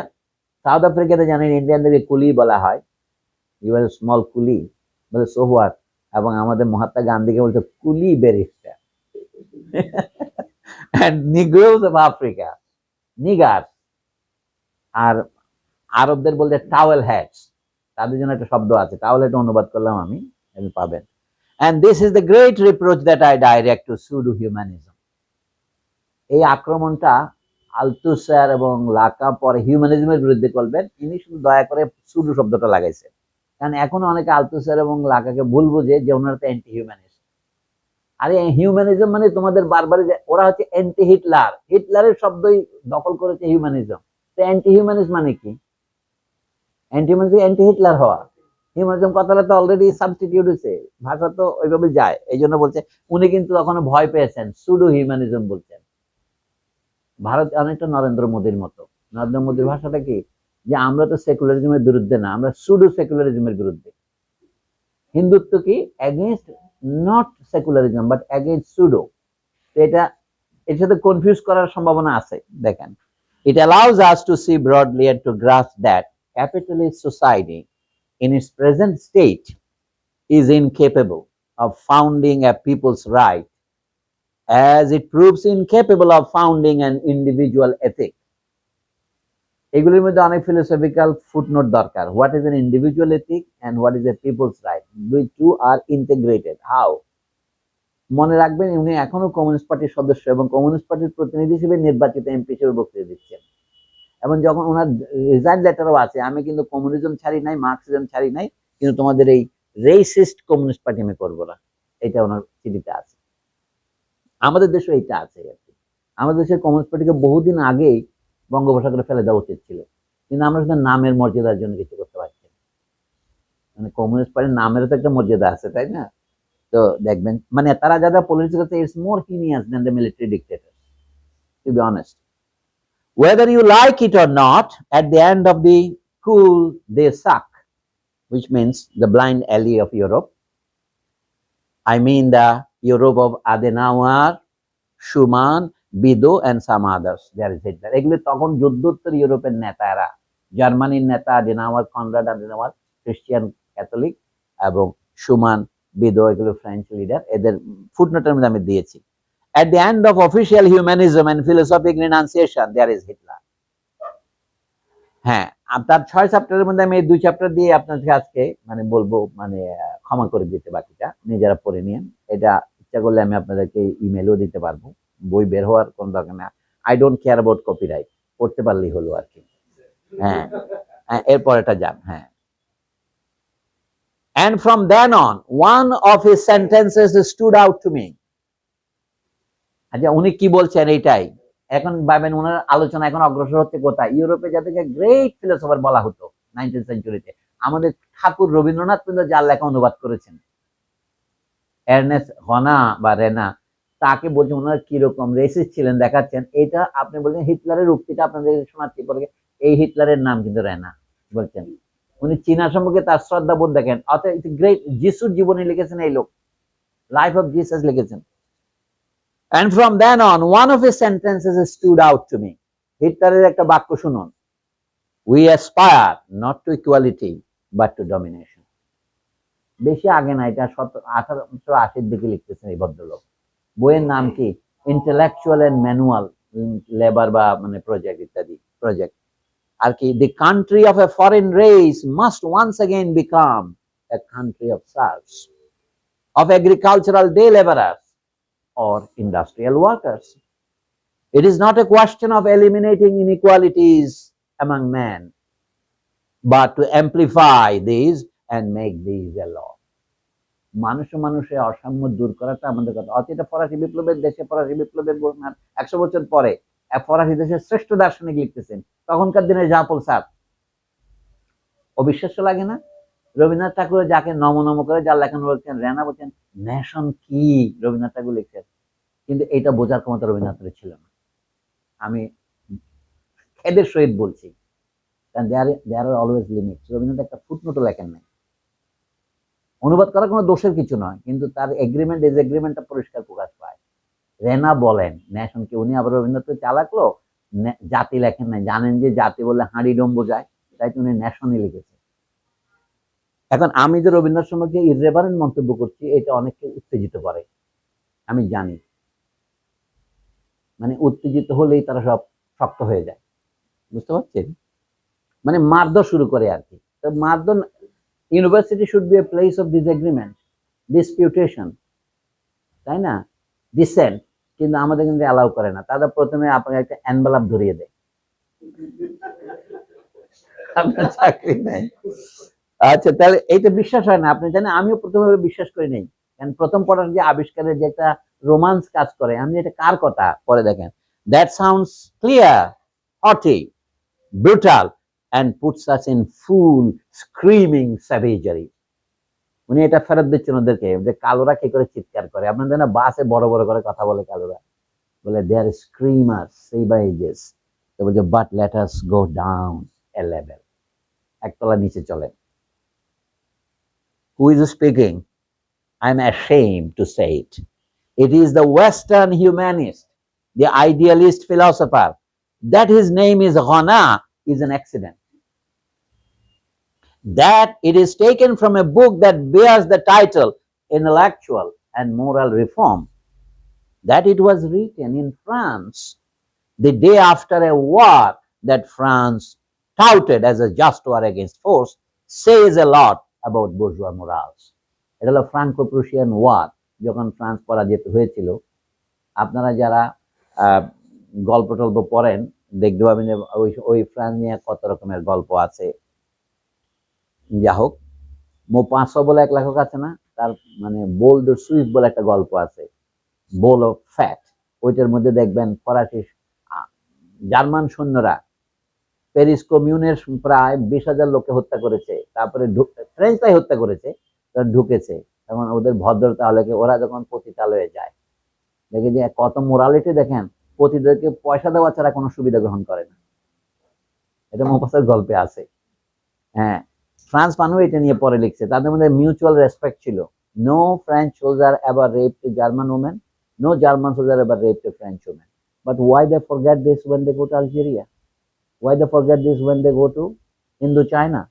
Or why Pakistan is forgot it in Bangladesh? এটা আপনাকে ভাবতে হবে। There is a fundamental difference. Racism কাহাকে বলে? এটা একটা বাক্য শুধু নয়। এই যে আমরা বলি there is lack of a people's right and there is lack of an individual ethic. আমাদের দেশে আমি সবচেয়ে দেখলাম, আমাদের বিশ্ববিদ্যালয়ের ছেলে মেয়ে নারী পুরুষ সবচেয়ে কম জানে, they don't understand what is ethics. এরা এথিক্স এর মাস্টার দুইজনই আর কি, মাহফুজা মাস্টার, তানবীরও মাস্টার। আমার অবাক লাগে আর কি। এবং এইচএস এখন চালু করেছে তারা, কি জন্য? As a substitute for theology. এটা ওয়ার্ল্ড ব্যাংক থেকে করেছে, যে আমাদের বর্তমান লেখাপড়ার মধ্যে কেন্দ্র নাই, কোথাও গাম নাই। এই যে বিভিন্ন আমাদের ফিজিক্সের সাথে আমাদের অ্যাকাউন্টিং এর সম্পর্ক কি? আমরা তো একটা বিল্ডিং এ বসে এক ইউনিভার্সিটির দুইটা ডিপার্টমেন্ট, কিন্তু পরস্পরের মধ্যে যোগাযোগ কি? আসলে কোনো যোগাযোগ নাই।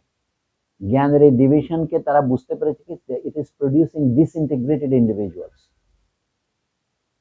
তখন এইটাকে কেমন করে গাম দিয়ে লাগা যায়, তখন তারা স্কচ টেপ লাগানো শুরু করেছে। এই স্কচ টেপের নাম এথিক্স। এটা ভিতর থেকে গড়ে উঠতেছে না। আগে কিন্তু কার্ডিনাল জন হেনরি নিউম্যান 1852 যে বক্তৃতা দিয়েছিলেন, the idea of university, সেখানে লিখেছেন যে universities, why, what right do we have to call it university? Something must unite all. কিন্তু that unity factor is missing. এটা হলো পেঁয়াজের মতো বর্তমান ইউনিভার্সিটি। তো খোলসগুলো খুলবেন, ভিতরে কিছুই নেই। খুলতে খুলতে শেষে কিন্তু ইউনিভার্সিটি কিছুই নেই। তো এইটা দেখেন, দোষ মাছের পচন মাথা থেকে শুরু হয়, একটা কথা আছে না? এইটা হচ্ছে এখানে দেখেন উনি কি বলছেন, তার লম্বা কোটেশনটা পড়লে আপনাদের গায়ে জ্বর উঠবে। এখন আমি ওখানেই শেষ করতে হবে আমাকে।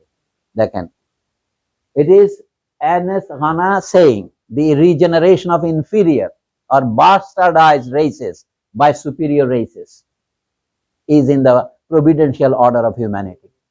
একই কথা হুবহু আপনার বঙ্কিমচন্দ্রের লেখায় পাবেন।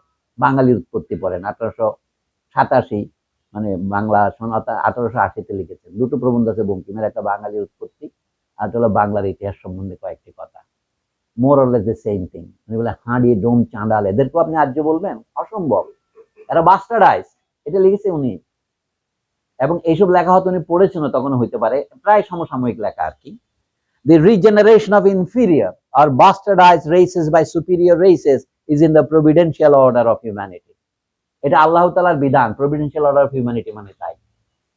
তারপরে কি? The man of the people among us is almost always a D-class nobleman. আমাদের মধ্যে যারা কলোনিতে পাঠাচ্ছি, কলোন যাদেরকে বলবো, সেটলার, তারা কিরকম? তারা হলো D-class nobleman। তারা আসলে সবাই আমাদের সবচেয়ে যে নিচু শ্রমিক কাদাদের, সেও কিন্তু অভিজাত, এটা লিখছে। আর অন্যদের যে অভিজাত, সেও নিচু। এইটা হচ্ছে রেসিজম। দেখেন রেসিজম কাকে বলে? The man of the people among us is almost always a D-class nobleman. আমাদের মানে আমাদের কমন পারসন, আমাদের দেশের ordinary Frenchman is a D-class nobleman. D-class হলো কেমন? সম্পত্তি নাই বলে গরিব হয়েছে সে, কিন্তু তার রক্ত তো গরিব হয় নাই। দেখেন, his heavy hand is much better suited to handle the sword than the servile tool. হুবহু একই কথা বঙ্কিমচন্দ্র লিখেছেন, যে বাংলাদেশে যে মুসলমানরা আসতে বলা হচ্ছে, এটা উনি এর বিরুদ্ধে লিখতেছেন, মানে ভবিষ্যতে যারা লিখবেন তাদের বিরুদ্ধে লিখতেছেন। এরা যে ইরান তুরান থেকে আসতে অভিযোগ করে দাবি করে, কই, যদি তারা রাজার বংশাবলী হইতো, লিখছেন রাজার বংশাবলী হইতো, তাহলে তাদের হাতে কি লাঙ্গল উঠতো? বাংলাদেশের মুসলমানদের অধিকাংশ দেখি চাষা, তাহলে তারা বাইরে থেকে আসতে পারে না। ইনসিডেন্টালি হি ইজ রাইট, কিন্তু ভাষাটার মধ্যে ওইটা আছে যে লাঙ্গল যে ধরে সে তো অভিজাত হতে পারে না। এবং ব্রাহ্মণদের মধ্যে দেখবেন, এমনকি পথের পাঁচালীর যে হরিহর, কেউ লাঙ্গল ধরবে না। গরিব ব্রাহ্মণ সে কাশির দিকে যাত্রা করবে। এটা খুব আমি করি নাই, প্ল্যান করে, কিন্তু এটা হলো হিন্দু সমাজের রিয়ালিটি, যে দুই ধরনের ব্রাহ্মণ আছে, যারা লাঙ্গল ধরতে পারে আর লাঙ্গল ধরতে পারে না। উত্তর ভারতে ব্রাহ্মণরা লাঙ্গল ধরে, কিন্তু এমনকি সিপাহী বিদ্রোহের সময় যে সিপাহীরা যোগ দিয়েছিল, তারা কিন্তু লাঙ্গল ধরা ব্রাহ্মণ। আর বাংলা যে অলস ব্রাহ্মণরা লাঙ্গল ধরবে না। এই লাঙ্গল কথাটাই বলছে, সার্ভাইল টুল মানে হচ্ছে সেই লাঙ্গল। অথবা খুন্তি কোদাল এটা ধরবে না। সে কি হবে? সে rather than work he chooses to fight. That is to say he returns to his first state. মানুষের ফার্স্ট স্টেট কি? হাবিল কাবিলের যুগ।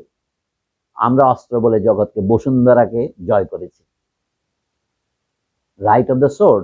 সুতরাং সে is a declassed nobleman. আজকে সে গরিব হয়েছে, কিন্তু এখন সে লাঙ্গল ধরবে না। তো লাঙ্গল ধরার কাজটা করবে চাইনিজকে দিয়ে করাবে। সে ওখানে ফ্রান্স এটা করতে পারছে না, তাকে আলজেরিয়া যেতে হবে। আলজেরিয়া গিয়ে সবচেয়ে মজার টুকুর জমিটা তারা দখল করেছে, এমনকি মরক্কোতেও তারা সেটা করেছে। মানে আমি এখন আরো তদন্ত করে দেখতেছি, এইগুলো আক্ষরিক করতে সত্য। আচ্ছা, আর কি আছে? পরবর্তী ভাষাটা ল্যাটিনে লিখেছে, নামটি রেগেরে ইম্পেরিও পপুলুস, মানে রুল ওভার দি পিপল। ইম্পেরিও মানে রুল, রেগেরে মানে রুল, ইম্পেরিও মানে রুল, রেগেরে মানে হচ্ছে গাবা কি পিপলস। রেগেরে ইম্পেরিও পপুলস, রেগেরে ইম্পেরিও দুটোই রুল বোঝাচ্ছে, governing the peoples. This is our vocation. এই হচ্ছে আমাদের আইডিওলজি, আমাদের পেশা, আমাদের ট্রেড। তারপরে কি? pour this devouring activity on countries which, like China, can call for foreign conquest. আমাদের মধ্যে দুই বন্ধু ঝগড়া করে, একজন তোমাকে এই দিন দিন বলে, দেখি দাও দেখি, এটা বলে ইউ আর কলিং ফর। তোমাকে দিন বলে you are calling for it, আমি এই মারবো তোমাকে, কিন্তু বলে পারলে মারো দেখি। এটা হলে চায়না বলছি পারলে বিজয় করে দেখি। এখন ইরান যেরকম দুর্দশায় পড়েছে, হ্যাঁ মেরে দেখলে কিন্তু আমরা ছেড়ে দেবো না, ব্যাপারটা এই টাইপের আর কি। So this is our vocation, for this devouring activity on countries which, like China, call for foreign conquest. devouring activity, বিজয়ের জন্য চীন অপেক্ষায় আছে, আসো আমরা বিজয় করতে যাই। Turn the adventurers who disturb European society into a ver sacrum. ver sacrum মানে হচ্ছে একটা পবিত্র ঝর্ণাধারা। আর এইটাকে টারণ করো, ইউরোপকে মানে আলো ওইকে ঝর্ণাকে ছড়িয়ে দাও। রবিবারের গান আছে না, ওইরকম গানই। A horde like those of the Franks, the Lombards, the Normans, each will play their roles. ইউরোপে অতীতে যারা আছে, লোম্বার্ডরা হতে ইটালিয়ান, ইংল্যান্ডের একটা লোম্বার্ড স্ট্রিট আছে, সিটি যেখানে ফিনান্সিয়াল ডিস্ট্রিক্ট। আর এই নরমানরা এবং এরা ইউরোপীয়, এরা নরমানরা ওই যে নরমান কনকোয়েস্ট অফ ইংল্যান্ড বলে দেখাচ্ছে কি, আগে ভারত ইউরোপ যারা বিজয়ী ছিল তাদের মতো আসো পৃথিবীকে আমরা বিজয় করতে শুরু করি। এটা আহ্বান জানাচ্ছে 1871-এর পরে। Very interesting.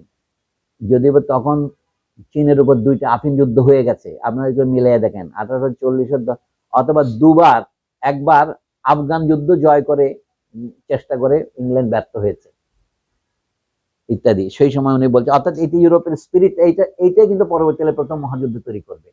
এর কয়েক বছর পরে হবে Berlin conference for redivision of Africa. জিনিসটা মনে রাখেন, মানুষের human memory attention span is very short, অন্তত কলোনিয়াল দেশে। আমাদের এখানে যারা এনলাইটেন এডুকেটেড শিক্ষা পাচ্ছে তারা কিছুই জানে না। আচ্ছা, সেই কথা আমি বললাম, আমাদের দেশের পত্র পত্রিকা যে লেখাবলি হয় তাতে কোনো এনলাইটেনমেন্টের লক্ষ্য নাই, ক্রিটিসিজম বাদ দেন। একটা উদাহরণ দিয়ে লোকে বলে দিতে কি, আমি সেদিন ইয়েতে গিয়েছিলাম, আপনাদের দেশটার নাম কি, দোহারে গিয়েছিলাম। ওখানে বক্তৃতা দেওয়ার একজন এসে একজন পত্রিকা নিয়ে আসলো 100 কপি। উনি বললেন নতুন দিগন্ত তিনি বিলি করতেছেন, নিজে কিনে বিলি করেন এক ব্যাংকার। আমি 100 কপি নতুন দিগন্ত কিনি, আমাকে একটা ধরাই দিলেন। দেখা যায় দাবিংশ বর্ষ, 22 বছর ধরে এই পত্রিকা বেরোচ্ছে ত্রৈমাসিক আকারে, একদম কখনো বিরতি হয় নাই। এখানে সূচিপত্রটা দেখেন তো আপনারা, কি লেখা ছাপা হয়, একই বস্তা পচা লেখা, একই চর্বিতে চর্বণ। তো বাংলাদেশের বাঙালি মুসলমানদের বুদ্ধির মধ্যে দুটো দিগন্ত আহমদ নির্দেশ করেছিলেন। সে যা লেখে তা হয় চর্বিত চর্বণ, ইউরোপিয়ান এনলাইটমেন্টের নামে। কলকাতার চর্বিত চর্বণ হয়, ইউরোপ পর্যন্ত যাওয়ার তার সামর্থ্য নেই। আর কি, অথবা ধর্মীয় পুনর্জাগরণ, এছাড়া তার আর কোনো চিন্তার দিগন্ত নাই। তো যাই হোক, ওই লোক আমার খুব খেপে গিয়ে এদিকে লম্বা একটা স্ট্যাটাস দিয়েছে আমার বিরুদ্ধে ফেসবুকে। আমি বলেন যে এই 22 বছরের লেখার মধ্যে আপনি একটা লেখা আমাকে বলেন যেটা মনে রাখার মতো। They don't know about anything, they don't have any access to world history. এরকম লেখক আমাদের দেশে নাই দুর্ভাগ্যবশত। যা হোক, আমি শেষ করি। A horde like those of the Franks, the Lombards, the Normans, each will play their role. এটা কোটেশনের ভিতরে আছে, কিন্তু রেনাল বলছেন, nature has made a race of workers, namely the Chinese race. with marvelous manual dexterity but almost no sense of honor. পেশিতে অনেক বল, বাহুতে বল দিয়েছে কাজ করার জন্য, তাদের কোনো সম্মান বোধ নাই। একজন ফ্রান্সের শ্রেষ্ঠ দার্শনিক বলছেন চীন সম্পর্কে, they have no sense of honor, কারণ তখনও তাদের অ্যাটম বোম হয়নি, তাই না? অ্যাটম বোম না হলে সেন্স অফ অনার হয় না। তারপরে কি, rule it with justice by levying from it in lieu of the benefits of such a rule. আপনার এই যে ইংল্যান্ড এখান থেকে যে লক্ষ লক্ষ কোটি কোটি ডলার নিয়ে পাউন্ড নিয়ে গেছে, তাদের বলা হয় যে তুমি কি যুক্তি, বলে কেন, are we not ruling them with justice, এটা আমাদের বেতন, এটার নাম ছিল হোম চার্জেস। এখানে যারা চাকরি করতো তারা তো বেতন নিতই, তারপর তাদের সারা জীবনের পেনশন এখান থেকে পেত, ইত্যাদি ইত্যাদি আরো অনেক জিনিস আছে, নানা প্রকারের যে চার্জ, এটাকে ভারতীয় জাতীয়তাবাদী ইকোনমিস্টরা দাদাভাই নরোজি, রমেশচন্দ্র দত্ত এবং এক ইংরেজ ভদ্রলোক উইলিয়াম ডিগবি, এরা বলেছিলেন যে এটাতে ইংল্যান্ড ভারতকে শোষণ করছে। তখন ইংল্যান্ডের যুক্তি কি ছিল কার্জনের সময়, বলে কেন, are we not ruling them with justice, don't we deserve a wage for it, এটা ছিল তাদের ওয়েজ অফ জাস্টিস। এটাই বলতেছেন, দেখেন, rule it with justice by living from it, আপনি তাকে ন্যায়ের সাথে শাসন করুন, তার কাছ থেকে টাকা তোলেন, লেভিং মানে চাঁদাবাজি করুন, in Liu of the benefits of such a rule, এমন সুশাসনের জন্য আপনি তার উপর ট্যাক্স আদায় করবেন না। তারপরে কি, sufficient allowance for the gain of the কনকোয়ারিং race, it will be content, তারা সুখী থাকবে। আপনি তাদেরকে, তাহলে চীনারা কি চায়, শুধু আপনার কাছে ন্যায় বিচার চায়, কিন্তু তাদের কাছে টাকা পয়সা নিলে তারা কোনো খুশি হবে না। তারপরে কি, a race of killers of the soil, that is the negro, চাইনিজরা হলো যাদের কোনো আত্মসম্মান বোধ নাই কিন্তু খুব কাজ করতে পারে, সুতরাং তাদেরকে ন্যায় বিচার দিয়ে তাদের কাছে অনেক টাকা তুলতে পারবে, সোজা কথায়। আর নিগ্রোদের সম্পর্কে বলছে, নিগ্রোরা কি জিনিস, কিলার্স অফ দি সয়েল, এখানে আমি ছাপা ভুল করেছি, ডবল এল হবে আর কি, টাইলার্স নয়, killers of the soil, that is the নিগ্রো।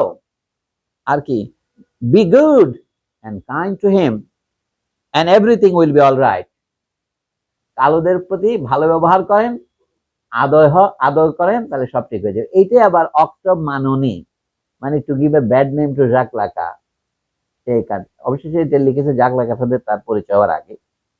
মাত্র ফ্রেঞ্চের রেসিজম কিরকম, বলে মালাগাছেরা কি চায়, they want a patron, dependency, এটা হলো ডিপেন্ডেন্সি কমপ্লেক্স। এইটাকে সমালোচনা করেছেন ব্ল্যাক স্কিন হোয়াইট মাস্কের পঞ্চম অধ্যায়ে পাবেন আপনি। হ্যাঁ, তো এ রেস অফ তারপর কি হচ্ছে কি, that's the Negro. Be good and kind to him, and everything will be all right. A race of masters and soldiers. That is the European race. এখানে দুটো উদাহরণ করেছে, কালো এবং চীনা। তারপরে বলছে, reduce this noble race to work like the Negroes and the Chinese. In the ergastule it revolts. মানুষকে কাজে নামানো মানে তাকে জেলখানায় ঢোকানো। তুমি যদি এই ইউরোপীয় জাতি যারা ডি ক্লাস নোবেলম্যান আজকে, যারা ইউরোপীয় শ্রমিক, তাদেরকে যদি তুমি মাঠে নামাও, তাহলে তারা তোমাদের বিদ্রোহ করবে। কিন্তু কাজ করতে বলে কালোরা বিদ্রোহ করে না, চীনারা বিদ্রোহ করে না, কি আশ্চর্য আবিষ্কার দেখেন, গুড অবজারভেশন। এন্ড এগুলিকে বলা হয় পৃথিবীর শ্রেষ্ঠ দার্শনিক, শ্রেষ্ঠ সোসিওলজি, শ্রেষ্ঠ হিস্টোরিয়ান। এবং it is not a joke I am making, it was believe to be so. কলকাতায় এদের বইয়ের অনুবাদ না পেলে আমাদের বুদ্ধিজীবীদের ঘুম হইতো না, তারা বাথরুমে যেত না, তাদের মানে হায়ার নাফাস বন্ধ হয়ে যেত। তো দেখেন, every rebel is among us more or less a soldier who missed his vocation, a being made for the heroic. নোটগুলি বাদ দেন স্যার, হ্যাঁ আরো যান, পরের পাতায় যায়, রেনার জীবনীটা লিখেছে, হ্যাঁ, life, and that assigning him a task contrary to his race makes a bad worker of too good a soldier. আমাদের লোকরা শুধু সোলজার হবে আর কাজ করবে কালোরা এবং চাইনিজরা, এটাই তো পৃথিবীর নিয়তি। কলোনিয়ালিজমের ফাউন্ডেশনটা দেখাচ্ছে এখানে। However, the life which revolts our workers would make a Chinese, a fella, beings who are not at all militarily minded, happy. আরবদেরকে ফেলা বলতো তখন, আরব কৃষক, a fella, let each do what he is made for and all will be well. এর বাংলা কি, যে যার ভূমিকায়, নুরুল করিম নাসির। এর মধ্যে ভূমিকা ছিল, এরা হচ্ছে হুমায়ুন আমাদের পরবর্তী জেনারেশনের গল্প লেখক, নুরুল করিম নাসিমের বইয়ের নাম, আমি খুব পছন্দ করেছিলাম নামটা, যে যার ভূমিকায়। এই গরিব অবস্থায় 2 টাকা দিয়ে কিনেছিলাম চট্টগ্রামের ফুটপাত থেকে। পরে এসে দেখি এই লোক তো রেনার চেয়েও ভয়ানক। মানুষের নাম আসলে বোঝা যায় না, এই জন্য কখনোই never be deceived by appearances, নিজেকে নিজে বলেছি। তো বলছি এই কথাগুলো কার কাছ থেকে শুনতেছেন এতক্ষণ যে শুনলেন? হিটলার, হিটলারের শিষ্য রোজেনবার্গ? বলে নো, রেনো, ও না। এটা ফুটনোট দিয়ে হিটলারকে রোজেনবার্গ, আমি কষ্ট করে ফুটনোট দিয়েছি আপনাদের জন্য, যদি আপনার ভবিষ্যতে আগামী বছর যদি ওয়ানা কেনেন এই বয়সে। But let us go one more step down, and it is the worldly politician, মুখ ভরা কথা ভরা, গাল ভরা কথা বলা রাজনীতিবিদ। কি বলেন উনি? Who is protesting? ঠিক no one that I know of, when mister Albert Sarraut ধরে থেকে ইন্দো চায়নার গভর্নর, ফ্রেঞ্চ গভর্নর, ইনি একল নর্মালের মতো একল কলোনিয়াল উনি পড়াচ্ছিলেন ওখানে ফ্রেঞ্চ কলোনাইজারদের। সেখানে তিনি কি কি বলেছেন এই সরো সাহেব, এটা বেশি আগে না, 1930-এর দিকে। বলছে কি, giving a speech to students of the colonial school teaches them that opposing European colonization companies with quote unquote a so-called right of possession, and I don't know what other right of fierce isolation, which would leave idle wealth forever in vain possession of incapable hands, would be childish. বাক্যটা একটু convoluted, মানে অনেক French বাক্যটা আরো জটিল। আমি চেষ্টা করেছি কিছুটা বোধগম্য করার জন্য উইদাউট ভায়োলেটিং। বলতেছে যে by what right are we in Vietnam, in Indo China? বলে ইন্দো চায়নায় অনেক খনিজ পদার্থ আছে, কিন্তু এখানে অলস পড়ে আছে, তো তাদের সার্বভৌমত্বের নামে এটা তাদের দখল রাখার কোনো অধিকার নাই। আমরা যদি যাই তাহলে এটা পৃথিবীর জন্য ম্যাক্সিমাইজেশন অফ ওয়ার্ল্ড ইউটিলিটি। এটা নিউ কলোনিয়াল ইকোনমিক্সের, নিউ ক্লাসিক্যাল ইকোনমিক্সের যুক্তি দিয়েছে, maximisation of utility is the গোল। কাজে তাদের যদি আপনি তাদের অধিকারের কথা শোনেন, রেখে দেন, তাহলে এটা চাইল্ডিশ হবে। এই জন্য বক্তা আমি আবার পড়ছি, দেখেন বলছে আলবার্ট সোরো কি বলছে, যদি অপোজিং ইউরোপিয়ান কলোনাইজেশন কোম্পানিজ, ইউরোপীয় কলোনি স্থাপনকারী কোম্পানিদের বিরোধিতা করেন যদি আপনি এই অধিকারের নামে, তাহলে আপনি একটা বড় আকারের ভুল করবেন, চাইল্ডিশ হবে, এটা শিশু সুলভ হবে। সেটা কি? With a so called right of possession, আপনার দখলই সত্য আছে, এই নামে যদি বলেন যে অন্যরা এখানে আসতে পারবে না, কারণ আমি এটা দখল করি, আমার দেশের মাটিতে এই ফ্যাক্টরি হবে কি, and I don't know what other right of fears isolation. Right of possession বলতে কি আরো বিবিধ রাইট, কিন্তু এই রাইটগুলোর মূল কথা কি? নিজেরা বিচ্ছিন্ন থাকা পৃথিবীর থেকে। এই বিচ্ছিন্ন থাকার অধিকার ওদের দেওয়া যায় না। যেমন আরবের তেল কোম্পানিগুলোতে আমেরিকার অধীনেই থাকতে হবে, কারণ অন্য তো পিছনে রাখতে পারেন, সব তো আছে তাদের। আমেরিকান অয়েল কোম্পানি তো সৌদি আরব দখল করে আছে, এভরিবডি নোজ ইট। শুধু ইরান বেয়াদবি করেছিল 1953 সালে, তখন সেখানে আমেরিকা অভ্যুত্থান করেছে। আরো দেখবেন এই জিনিসটা একই যুক্তি, মানে সব শিয়ালের কিন্তু এক রা। কেউ কেটে ফিলোসফিক্যাল ভাষায় বলে। এটা দেখলেন কি করে হার্ভার্ড, পেনসিলভেনিয়া বিভিন্ন ইউনিভার্সিটির প্রেসিডেন্টদেরকে পদত্যাগে বাধ্য করা হলো। So much for the freedom of speech on American campus. আমরা যে দেখি যখন তেল যখন কমে যায় তখন তলাটা দেখা যায়, চৌবাচ্চা, এখন তলাটা দেখতে পাচ্ছেন, দেখুন।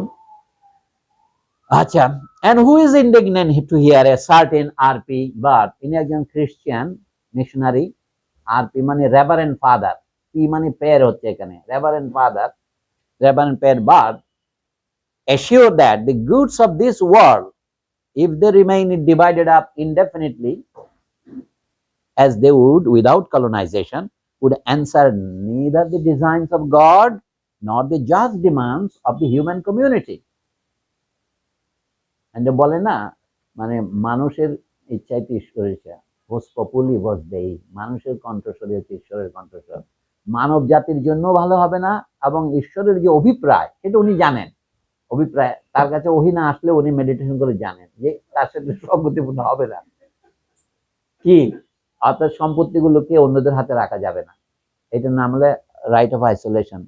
If they remain divided up indefinitely, যদি পৃথিবীতে কলোনাইজেশন না হয় তাহলে যার যার সম্পত্তি তার তার এলাকায় থাকবে। এখন যে আমরা বহু কষ্ট করে বলেছি মাটির নিচে যার সম্পদ আছে সেটা সেইখানে সার্বভৌমত্বের অংশ হবে, এটা কিন্তু ফ্রান্স আলজেরিয়াকে স্বাধীনতা দেওয়ার সময় বলে কি সেটা ঠিক আছে, কিন্তু এই মরুভূমিটা আমাদের থাকবে। এই জন্য তারা সেখানে নিউক্লিয়ার এক্সপ্লোশন করলো, ওই শর্তেই কিন্তু শেষ পর্যন্ত আলজেরিয়ার স্বাধীনতা দেওয়া হয়েছে। এটা লিমিটেড স্বাধীনতা, যে নিউক্লিয়ার এক্সপ্লোশন গুলো করার জায়গা নাই ফ্রান্সে, সেগুলো তারা সাহারাতেই করবে এবং তাই করেছেও তারা। আচ্ছা যা হোক, এই জন্য বলছে whereas as his colleague in Christianity R.P. Muller আরেকজন reverend father affirms quote that humanity must not, cannot tolerate the incapacity, the carelessness, the laziness of wild peoples to leave indefinitely unused the resources that God entrusted them with the mission of making them serve the good of all. আল্লাহ তাআলা তাদেরকে OC করেছেন, মানে বিশ্বাসের সাথে তাদের হাতে অর্পণ, trustee করেছেন, তাই বলে এটা তারা নিজেদের জন্য রেখে দিতে পারবে? এটা সবার ভালোর জন্য বিলিয়ে দিতে হবে। and colonization is the way to get it for all. না আপনার কাছে চাইল্ডিশ মনে হবে, but this were very serious father. তারা কিন্তু একেবারে কার্ডিনাল পর্যায়ের বড় বড় ধর্মযাজক। তা বলছে নো ওয়ান, বলছে কে উপরে বলছে না, that humanity must not, cannot tolerate the incapacity, carelessness, the laziness of wild peoples to live indefinitely unuse the resources that God entrusted them with the mission. So এখন বক্তব্য হলো, I mean not one established writer, not one academic, not one preacher, not one politician, not one crusader for the right and for religion, not one defender of the human individual. এরা কেউ কিন্তু এর চেয়ে ব্যতিক্রম নন। মানে বলছে who is ইন্ডিগনেন্ট, এই প্রশ্নটার প্রতি কেউ ইন্ডিগনেন্ট নয় কথা শুনে। বাক্যটা হচ্ছে ওইখান থেকে আসতে হবে আমাদের। আচ্ছা, and yet স্যার আরেকটু দেন, through the mouth of sorrows and bards, mullers and ranas, through the mouth of all those who judged and judge it lawful to apply to extra European peoples. কোন কোন জায়গায় লিখেছে প্যারা European people's, এটা ইংরেজি সুন্দর শব্দ, প্যারাডাইমের মতো আর কি। And in the interest of stronger and better equipped nations, a kind of expropriation for public purposes, it was already Hitler speaking. Where am I heading to? উনি বলছেন to this idea that no one colonizes, আমি সামারির মধ্যে এটা একটু করে দিয়েছি আপনাদের, no one colonizes innocently, that no one either colonizes with impunity, that a nation which colonizes, that a civilization which justifies colonization, hence force. Colonization is force, not, is already a sick civilization, a morally afflicted, অসুস্থ civilization, which irresistibly from consequence to consequence, from denial to denial, calls for its Hitler, I mean its punishment. এই কথাটা বলতেছে কিন্তু হিটলারের পরাজয়ের 5 বছরের মাথায় বক্তৃতা দিচ্ছে, তখন ইউরোপের মাথায় এটা দগ্ধ। বাংলাদেশের যেন কিছুদিন পর্যন্ত পাকিস্তানের বিরুদ্ধে বললে মানুষের মনে একটা আবেদন তৈরি হতো। এখন আমরা এরপরে এত অত্যাচার করা শুরু করেছি, ওইটার মানুষ মনে আবেদন তৈরি করে না। তবু আমরা এটাকে মুক্তিযুদ্ধের চেতনার নামে চালাইতেছি, যতদিন চালানো যায়। কিন্তু মনে হয় 50 বছর পর আর চালানো বেশি যাচ্ছে বলে মনে হয় না। তো পরে আসেন, আমি শেষ করবো, এই প্যারাটাই আমাদের শেষ প্যারা, মানে এই চ্যাপ্টারটাই। কলোনাইজেশন মানে কি জিনিস? Bridgehead in a civilization of barbarism, নতুন টার্ম বের করেছেন, civilization of barbarism, from which at any moment the pure and simple negation of civilization can emerge. Colonisation থেকে সভ্যতার মৃত্যু শুরু হতে পারে। কলোনাইজেশন সভ্যতার সূত্রপাত অথবা বিস্তার নয়, সভ্যতার মৃত্যু বটিকা। I have lifted from the history of colonial expeditions some acts which I cited at length elsewhere. উনি বলছেন অন্য জায়গায় আমি আরো লিখেছি, এখানে আর বেশি বলবো না আপনাদের, আমরা সকলে টায়ার্ড হয়েছে, এখন 12টা বেজে গেছে, বুঝতে পারছেন। তো বলছেন সো কি করবেন? This did not make everyone shed a tear. It seems to be pulling old skeletons out of the closet. Indeed. রবীন্দ্রনাথের ছোটবেলা একটা গল্প আছে না, আমরা কঙ্কাল বের করে আনতাম সবাই শেখানোর জন্য, যে অ্যানাটমি শেখাবার জন্য। এখন বলে কি আমি যেন কঙ্কাল টেনে বের করছি কোনো ক্লজেট থেকে। তা সত্যি তাই। ফ্রান্সের পার্লামেন্টে বলছিল এই কাজগুলো কি তোমরা করো না, এই কথাগুলো কি তোমাদের পণ্ডিতরা বলে নাই? মানে remember the context in which is speaking. Can you believe this as a parliamentary speech? মানে সাংঘাতিক ব্যাপার। তারপরে বলছেন this did not make everyone shed a tear, কারো চোখে কিন্তু পানি পড়ে নাই।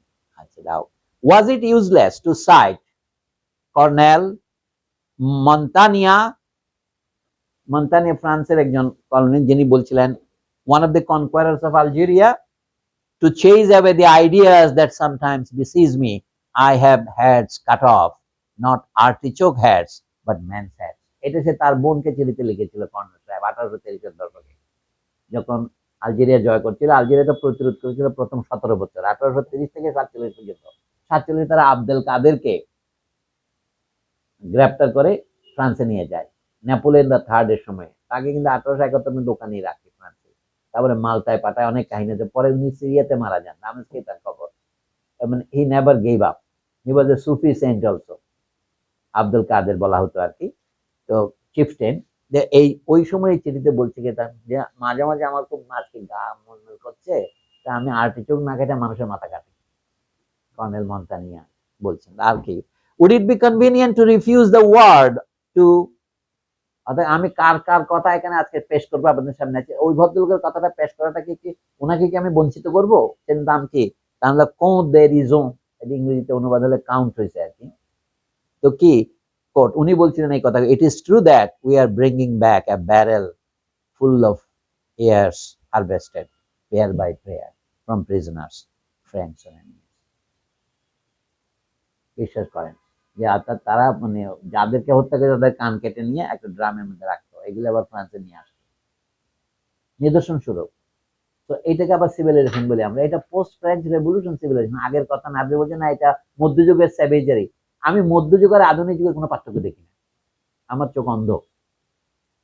এই যে প্রোগ্রেসের গল্প আমরা শোনাচ্ছি, this is all sham, there is no progress in human savagery, same savagery রয়েছে, শুধু এখন অস্ত্র খুব নিখুঁত হয়েছে, এখন নাইট্রোজেন গ্যাস দিয়ে লোক মারে।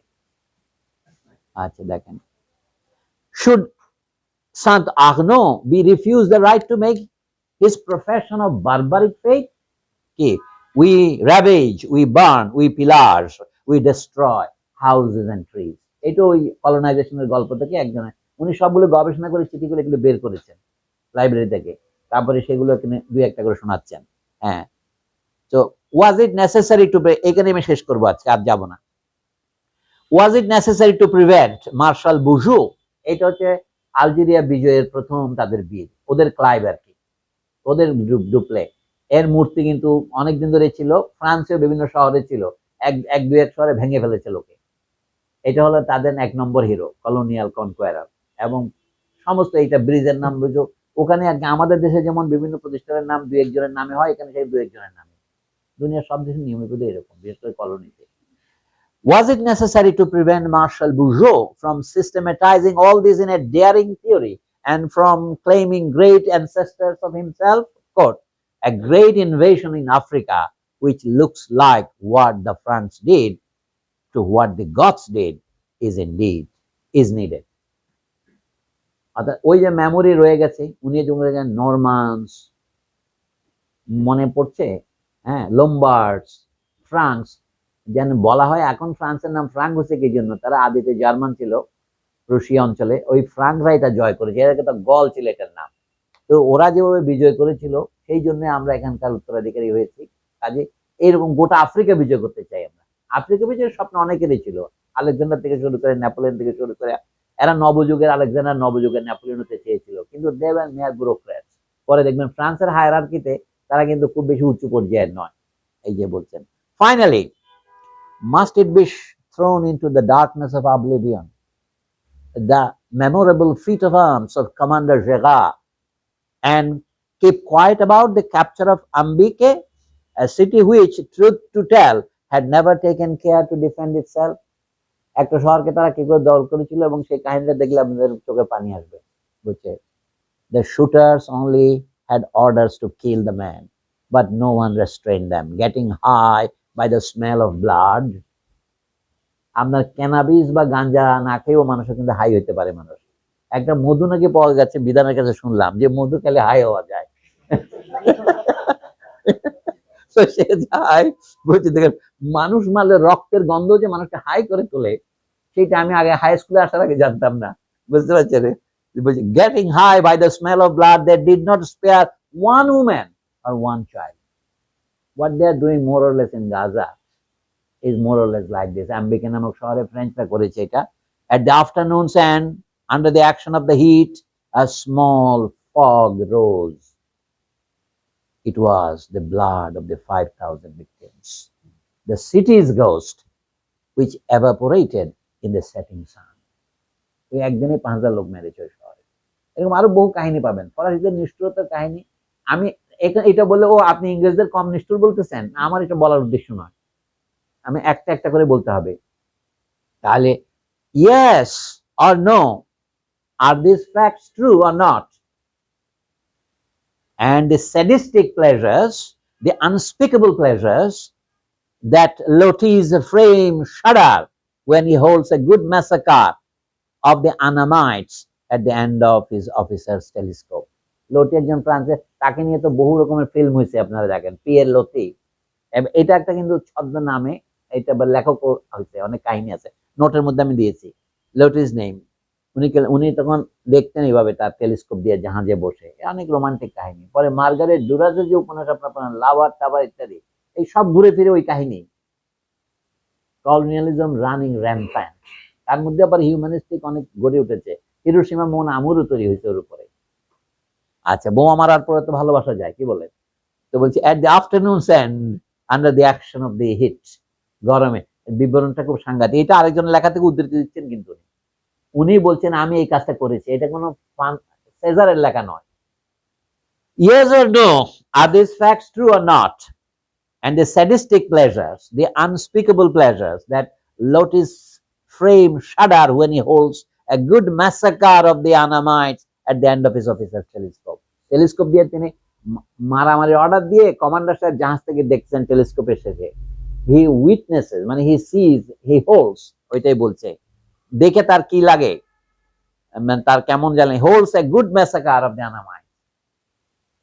তা বল কি, and if these facts are true, as it is in no one's power to deny it, will we say, to minimize it, that these corpses prove nothing?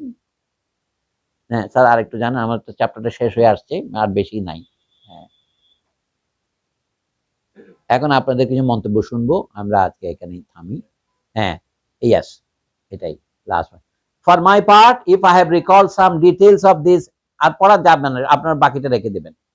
For my part, if I have recalled some details of these hideous butcheries, it is not out of morose delight. It is because I think that these heads of man, these harvests of years, these burned houses, these Gothic invasions, these blood that smokes, these cities that evaporate at the cutting edge of the sword, you will not get rid of them so cheaply. The consequence আপনাকে বহন করতে হবে। They prove that colonization, I repeat, dehumanizes even the most civilized man. That colonial action, colonial enterprise, colonial conquest, based on contempt for the indigenous man and justified by this contempt, inevitably tends to change the one who undertakes it. আমি এই চ্যাপ্টারের বক্তব্য এখানে সীমিত রাখছি, আরো এই চ্যাপ্টারে আরো অর্ধেক আছে।